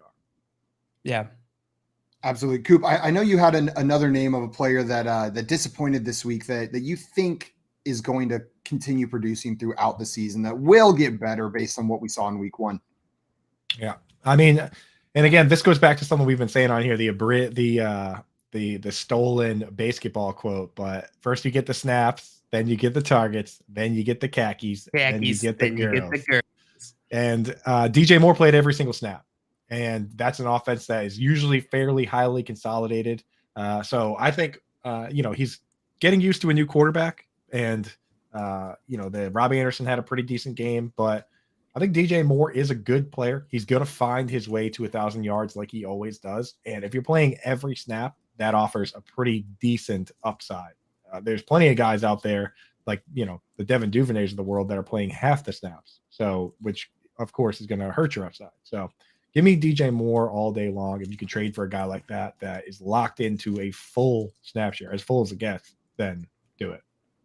I'm with you on that one. I love DJ Moore, and he's about as consistent as a wide receiver as you get. This week was odd for him, but I'm expecting it to get back to the DJ Moore that we're used to seeing, maybe with a little extra juice, a little bit of upside with Baker Mayfield throwing the ball around there. If he can continue what he was doing at the end of that game.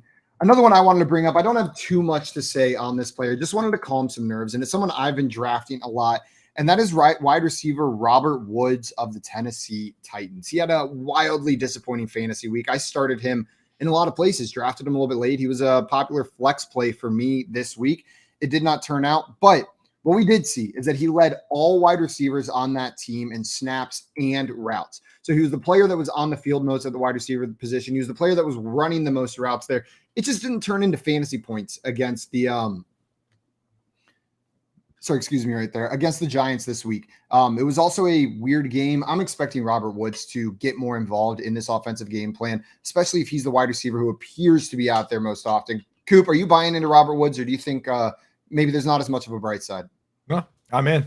Bobby Tree's my boy, dude. And yeah, he played, like you said, led all the wide receivers on the team in snaps and routes run. Can't really beat that. So give me Bobby. Dale, do you have another name that comes to mind as someone that disappointed week one, but you're not worried? You see the bright side. Yeah, and I think it falls in line similarly with the player you just brought up, Simon. It's Allen Robinson. It's Allen Robinson. He only got 2 targets in that Thursday night game against Buffalo. This is a weird game. This is a very strange game. The offensive line for the Los Angeles Rams was falling apart. Buffalo Bills is one of the best defenses, if not the best defense in the NFL. And they were bringing the heat. They were bringing the blitz. Allen Robinson, actually, I don't think they blitzed at all that game. Besides the point. Allen Robinson, he still played 97% of the snaps. Like Coop said, that's pretty important. I think Allen Robinson is going to get in a rhythm with this offense. I think this offense is just going to look better than it did this past week. Yeah, I like that one, JL. And Allen Robinson, not only did he play those snaps, but watching that game, I felt like I just kept seeing him open. Like he was always open. So it wasn't just he was running routes, but he was running routes and getting open. And if they're playing a team that isn't the Bills, torturing Matthew Stafford behind the line of scrimmage, then I think you see Allen Robinson maybe get a little bit more involved. Yeah. I'm still in on Allen Robinson. Me too. And I feel like I've seen a lot of compilations of people put together of him being open, so I'm in. And then another one I'll just throw out there.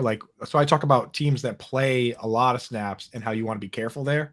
The flip side is true for some of these other guys. So like Rashad Bateman, when you're scoring these like weird touchdowns, or sometimes a big one that leads to low snap totals for offenses are like defensive touchdowns, pick sixes, or like short field plays where it's like you get a turnover in the short field and then you score pretty quickly. The Ravens only played 56 snaps this week. So I think Rashad Bateman is going to get a lot more opportunity than what we saw this week. Like that's a guy who I'm not worried at all about him moving forward. Absolutely. Coming up shortly, we've got Sal Capaccio joining the show. He is a Bills beat and sideline reporter. You're not going to want to miss that. We'll talk a little bit of Bills with him, and then we'll be talking players that you can safely drop going into week 2. You're watching the Front Yard Fantasy Morning Show here on Better Sports Network. Make bets and follow your fantasy team while you buy, sell, and trade collectibles in real time. Only on Better Sports Network. I got to tell this story, okay? So we're out in Canton, Ohio, and we decide to go eat late at night, like after midnight. We decide to go to the Waffle House. Somehow, Festi's never been there, even though he lives near it. I'm in New York, New Jersey. There's no Waffle House close by. So if you go to the Waffle House, what are you going to eat more than likely? Pancakes, waffles, eggs, and all that, right? So, of course, our guy Rich, he gets breakfast. I get breakfast. Festi doesn't. He's never been to a Waffle House. How do you not have waffles? Like, it makes no sense. Dude, there's a time for waffles. Eat breakfast at midnight. Come on, man. That's the thing. I didn't want breakfast, man. I got like, what was it, like a cheesesteak sandwich or something like that? That's like someone who has never been to IHOP going there and ordering a burger. Who does that? That I wouldn't do. That I would not. That's the equivalent of what you did. Well, I don't even know what you had. I got this steak sandwich, which was steak sandwich at the Waffle House. Never been there, and that's what you get. You're an odd guy, man. You're I'm not an odd guy. Yes, you are. Can we get a vote? Can we get a vote in the chat, please? I mean, if you've never been to Waffle House and you get a steak wrap, something's wrong with you, right? Don't you have to get waffles and eggs and bacon and all that? It's the Waffle House. Yeah, I hear you, man. It was my first time, okay? Ordering the hash browns was already complicated enough. Smothered and covered, and it's almost like it's crazy how much combinations you can have. And I know that everybody's killing me for it right now. And no, to our producers. I don't get pasta at a he does. steakhouse or anything like that. Chicken No, I Alfredo, that's what he gets at the Bro, steakhouse. do you follow me on Instagram? I'm always on that grill. You know how much I love steak. Why would I go to a steakhouse and get pasta? Because you go to Waffle House to get steak wraps. That's why. I didn't know it was all waffles, bro. I thought it had like a little bit of everything. That's why. You know, I didn't realize they were famous for the waffles. Hey, look.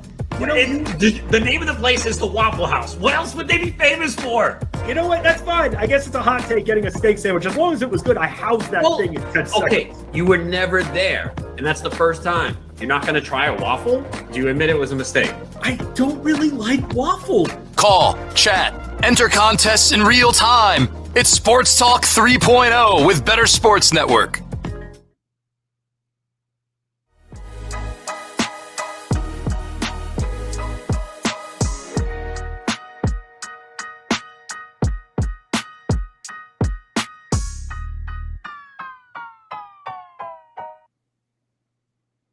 Welcome back in, everybody, to the Front Yard Fantasy Morning Show here on Better Sports Network. We are about to be joined by Sal Capaccio. He's a Bills Beat and sideline reporter, host of the Extra Point Show from 10 a.m. to 12 p.m. on WGR 550. Sal, thank you so much for joining us today, my man. Yeah, anytime, guys. Thank you for having me. Man, and what a way to kick it off, talking with a Bills beaten sideline reporter right now. That was the first game of the season, reigning Super Bowl champions going up against the Super Bowl favorites in the Buffalo Bills. I can't even imagine how good that dominant win felt, just destroying the reigning champs. Yeah, I mean, I think the Bills pretty much controlled the game, most of the game, but it was 10-10 at halftime because they kept putting the ball on the ground and Josh threw a couple interceptions. One obviously wasn't on him. But it was a little dicey there for a little while. Once they came out in the second half, 3 and out for the Rams, touchdown right away for the Bills. It was kind of, I wouldn't say cruise control the rest of the way, but you knew that the Rams really couldn't do much. They couldn't run the ball. The Bills had a great pass rush. I think that the big thing for me was all the anticipation for months and months for this game, what it would be like, and then maybe just having an exhale and saying, all right, the Bills are as good as maybe we all thought they were. I mean, Sal, I'm a Patriots fan, and I'm telling you, I think I'm just now getting the color back in my face after watching that game. I was like, it was like staring into the eyes of the devil. I was like, oh man. The rebuild started in New England at like 11 p.m. on Thursday.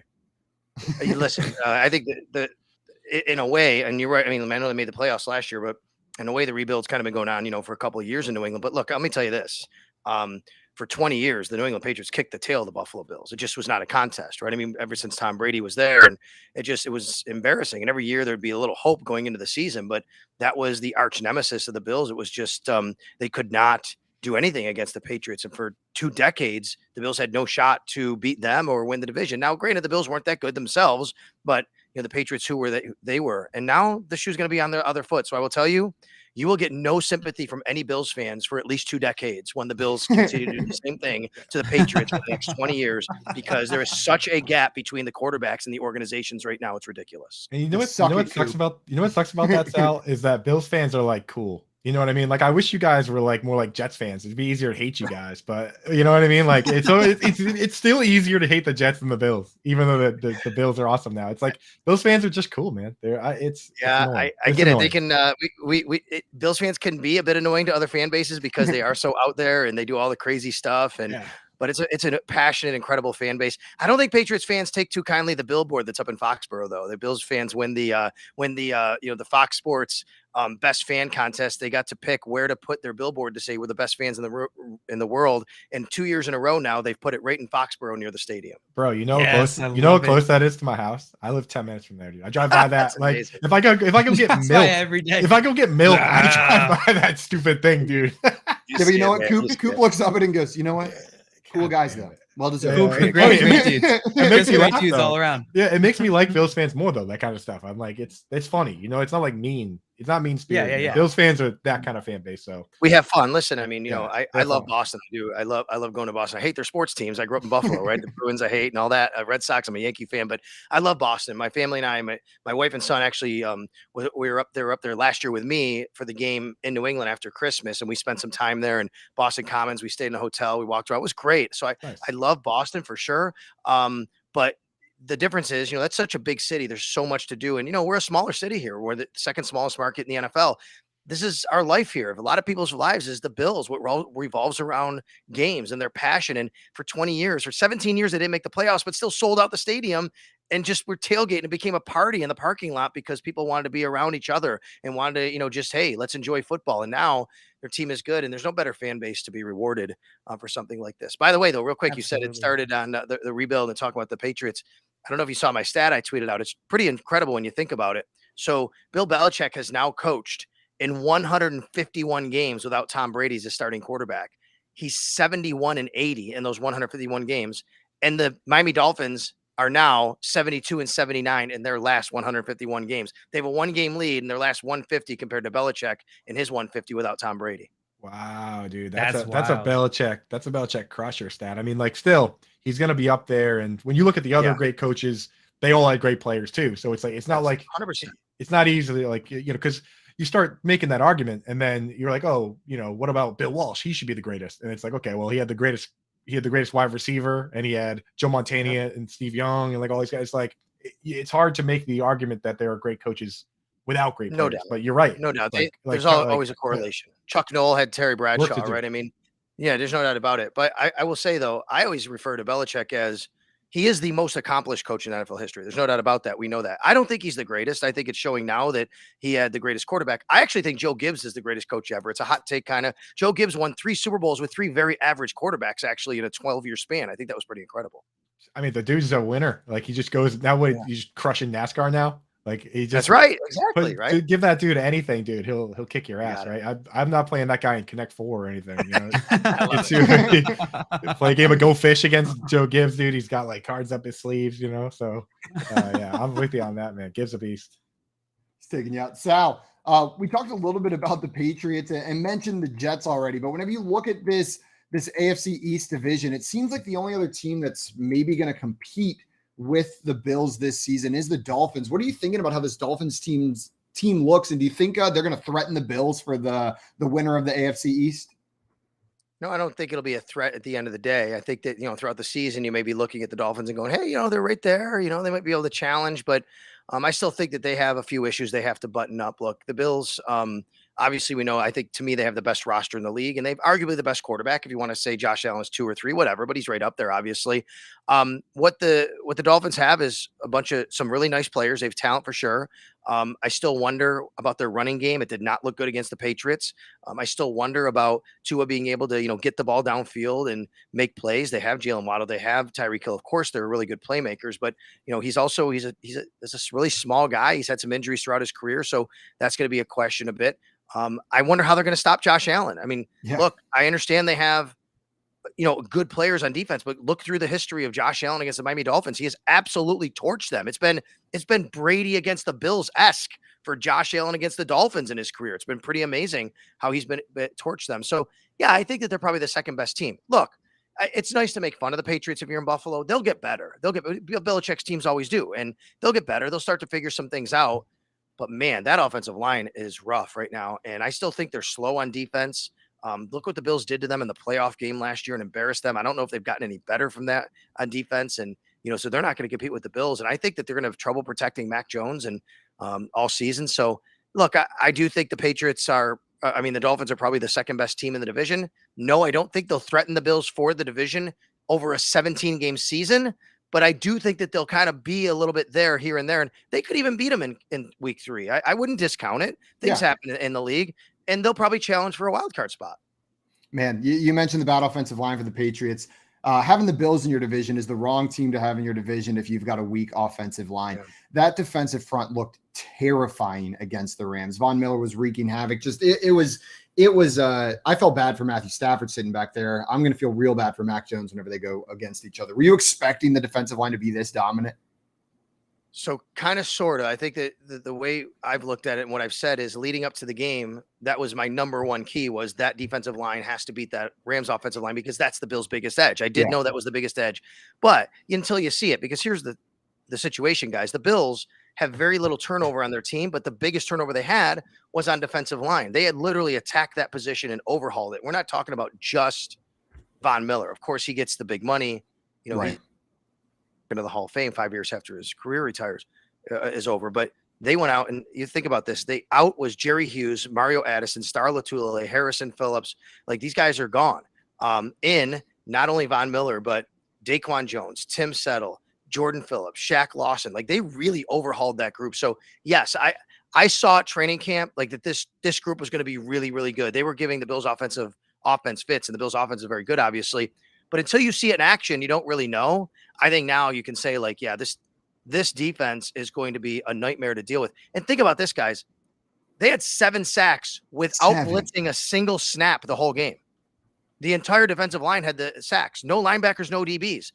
You do that, you don't have to bring any extra guys. Now you can cover the field with 7 guys behind you, but you don't have to blitz. It's a defensive coordinator's dream for Leslie Frazier and Sean. Yeah.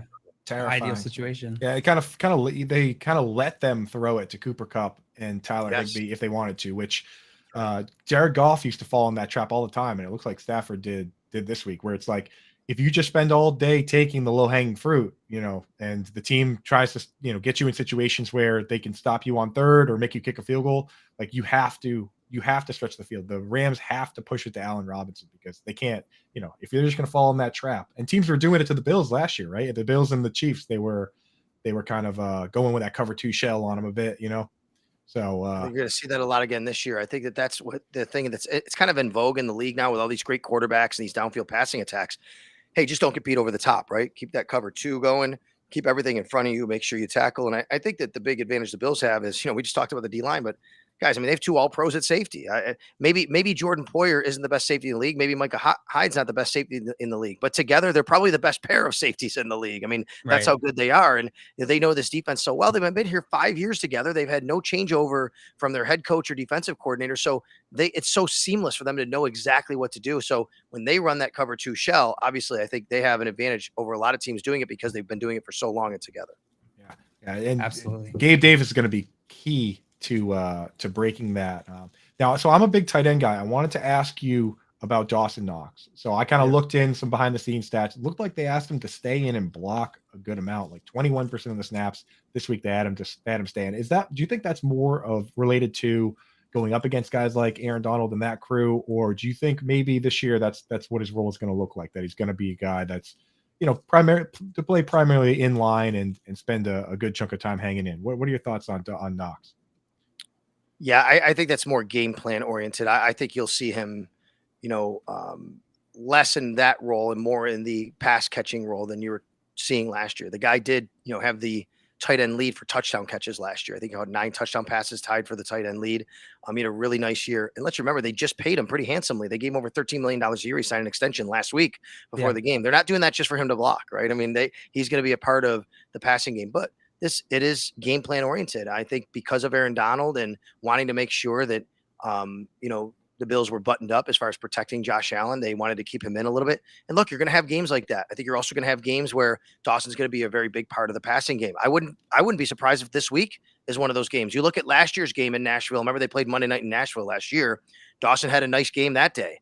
And they're playing again Monday night against Nashville here in Buffalo this year. Maybe this is a week where he becomes a little bit more of the downfield passing threat. Dawson is a heck of a player. He represents Buffalo so well. And as you probably know, he unfortunately lost his younger brother just a few weeks ago, Luke Knox, tragically. So, it's been pretty emotional here with him and a heavy heart with him and what's going on with the fan base.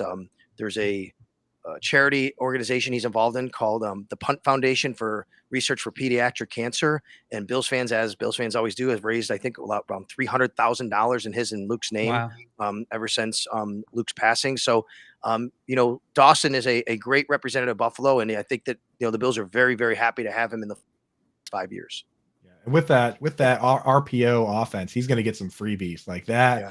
Nobody runs it better than you guys. I feel like your offensive linemen are so good at faking, like it's a run play, but not going downfield.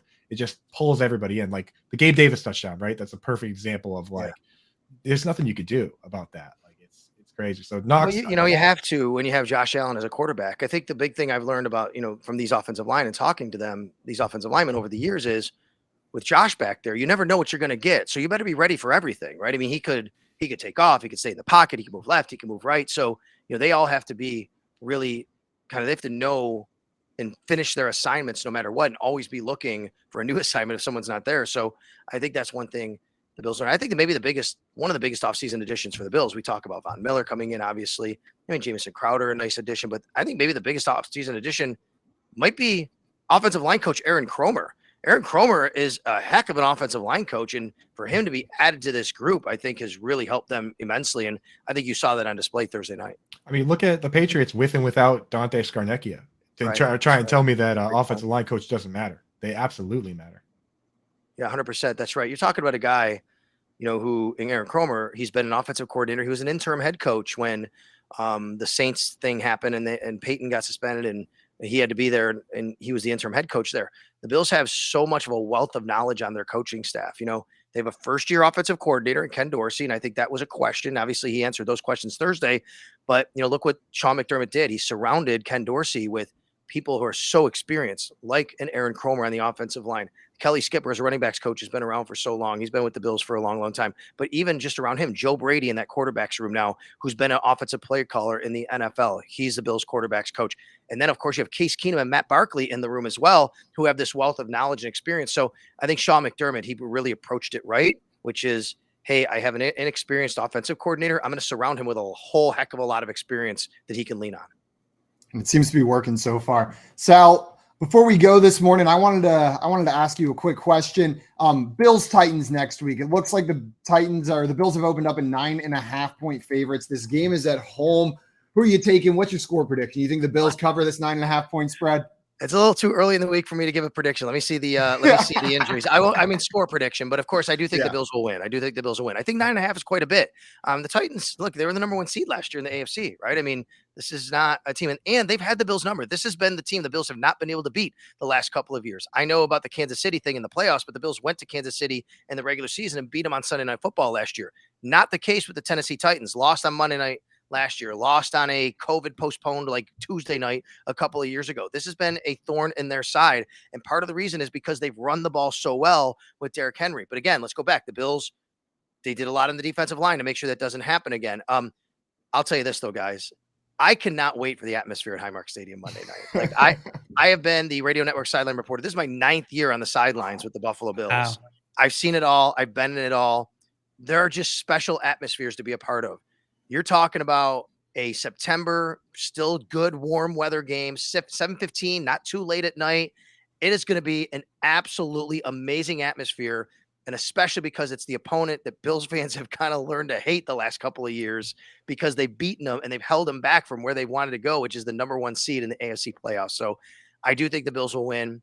Not ready to give my prediction necessarily yet, but maybe 9.5 sounds about right. Maybe you're looking at something like a 30-20 score or something like that. I wouldn't be surprised if the Bills can get to 30 points. I feel like the schedule maker's trying to make it hard on you guys. You get the Rams, you get the Titans, then you have to go down and play in that magnifying glass that Miami has down there while it's still warm.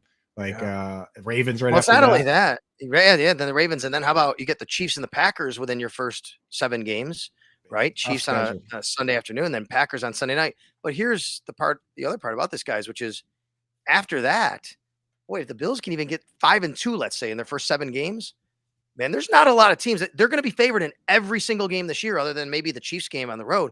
But like you look at after the Packers game, they can just string together a whole lot of wins. If they can come out of the first 7 games, even at 5-2, I think fans might be like, okay, well, not maybe we'd love to be 7-0 or 6-1, but we'll take 5-2 looking at the rest of the schedule. Browns, Lions, Patriots, Jets. Dolphins have to come up to the Ralph in December. The Bears, and then I guess the Bengals is the one tough team on that stretch. So yeah, I'm looking at it now. At the end of the year, and we'll see what happens at the end of the year. Who knows by then who's resting players, who's not resting players. That's a Monday night game in Cincinnati. But yeah, I think the other thing about the schedule is, guys, we're not used to for 2 decades basically. The Bills played Sunday at 1:00 every week, right? We're not used to all this national TV. You got a Thursday night followed by a Monday night. You got a Thanksgiving Day game again. You got another Thursday in New England this year. You got a Monday night in Cincinnati. It's crazy. I mean, it really is interesting to see the Bills on this national platform and all these primetime games. We're not used to that here. People kind of love it. They also kind of hate it, if you know what I mean. Like it's kind of weird. It throws everything off, but they've done a great job in those spots over the last few years. And as you guys know, I think Josh Allen has really played his best games under the brightest of lights. Yeah. Sal, I wanted to thank you so much for joining us today, giving us a little bit of an inside peek at what's going on with the Bills over there. I know I'm excited to see them the rest of this season. Appreciate you coming on with us this morning, man. All right, guys. Thanks for having me. Have a great one. Thanks, Al. That was What a good dude. What a great dude. That was our friend Sal Capaccio. He's the Bills beat and sideline reporter. You can find him on Twitter at Sal Sports. So go over there and give him a follow on Twitter. That's at Sal Sports. We had some questions in the chat while our guest was up here that I know we wanted to hit. Brendan came in and said, I'm sure you guys already covered this, but can you give your thoughts on ETN? So we have talked about ETN a little bit, but Dale, you want to tell us a little bit about how you're feeling about the ETN James Robinson situation? Absolutely, yeah. James Robinson was absolutely used more than I was expecting coming into this week. He's going to be annoying. He's going to absolutely limit Travis Etienne's upside. I'm not too concerned for Travis Etienne, though. He had a couple really close big plays. I know if you just look at the box score, it wasn't super impressive, but go watch just like a highlights of the show or a recap of that game. You'll see Travis Etienne was a big feature of that offense, and he really just missed on a few key moments that would have completely changed his outcome. Yeah, Travis Etienne stinks. Travis Etienne for life. Travis Etienne, tramp stamp. Is that the? Yes. Todd JL. I'm getting excited just thinking about it. Tyson had a question in here for us. Said, who should I start this week at flex? Kareem Hunt, Garrett Wilson, CeeDee Lamb, or Dameon Pierce? Coop, which of those four players are you starting? That's Kareem Hunt, Garrett Wilson, CeeDee Lamb, and Dameon Pierce.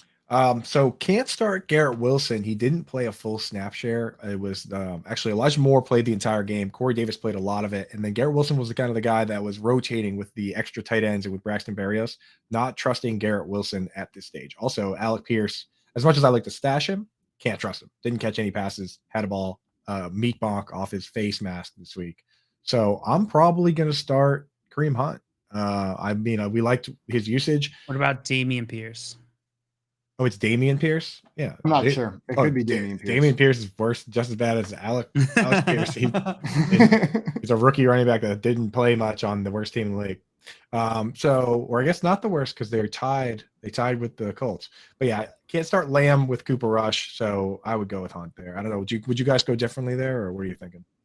I'm tempted to still throw Lamb in. Like it's such a tier break for me. I know Cooper Rush is going to be there, but Lamb saw the targets, and I have to imagine their offensive game plan. Like, who's their second best receiver without Michael Gallup? Noah Brown. I know they're Cooper Rush targets, but the upside severely capped. I think I'm still going Lamb. I think I'm still plugging Lamb in. Yeah, I'm going Lamb as well. But I don't mind the Hunt play right there. He looked heavily involved in this offense, and we know the Jets. Yeah, it's a decent matchup for him right there. Another question, is Gesicki a drop? Can you drop Mike Gesicki, Coop? Yeah, I actually tweeted that exact thing. I said here's an article on, or what was that? I said, can you drop Mike Gesicki? Here's my article. Yes. Yep. He only played 25 snaps. He played less than Durham Smythe. They want to use an inline tight end, and Gesicki isn't that. That's why there were trade rumors out there. So Durham Smythe is the tight end, it seems, and Gesicki is just kind of like rotating at slot. So he's an out of line tight end. Drop him. Yeah. Just so out of line. We had another question. Keep, trade, cut, backwards hats, oversized jerseys, and socks with sandals. JL, keep, trade, cut, those three things. Keep backwards hats. Backwards hats. Why is that hard to say? Backwards hats. Let's cut oversized jerseys and trade socks with sandals to all the dads. Yeah. And I think so you go ahead, Coop. Dad's got money. I think I've worn a backwards hat on every episode of this show so far. Maybe I'll mix it up. Maybe I'll go with a little gel or something. It's a little early in the morning. Maybe a little sideways hat. Should I go sideways hat? Well, actually, technically, I did wear a Waffle House hat for a couple episodes. That's true. I've worn a couple hats. I'm keeping the hats. I'm trading the oversized jerseys. Maybe I can trade one for one in my size. Right, that's the trade move, and then I'll cut socks and sandals, dude. I rock those the thong sandals, not the ones you can wear socks with. So that's some style. You know, I'm putting socks and Crocs in that category. So we are keeping socks with sandals. We're trading oversized jerseys, and we are cutting backwards hats. because you look like a loser, Coop. It just immediately decided. I'm just kidding. You look so handsome. Show on that note, I can't pull together a look like Coop with a backwards hat. It's all jealousy right here. I'm sorry, Coop. Guys, thank you so much for tuning in. Stay tuned here on Better Sports Network for Moose and Keith coming up next right after this. This is the Front Yard Fantasy Morning Show. We'll be back tomorrow morning at 7 a.m. Eastern Time. We'll see you then.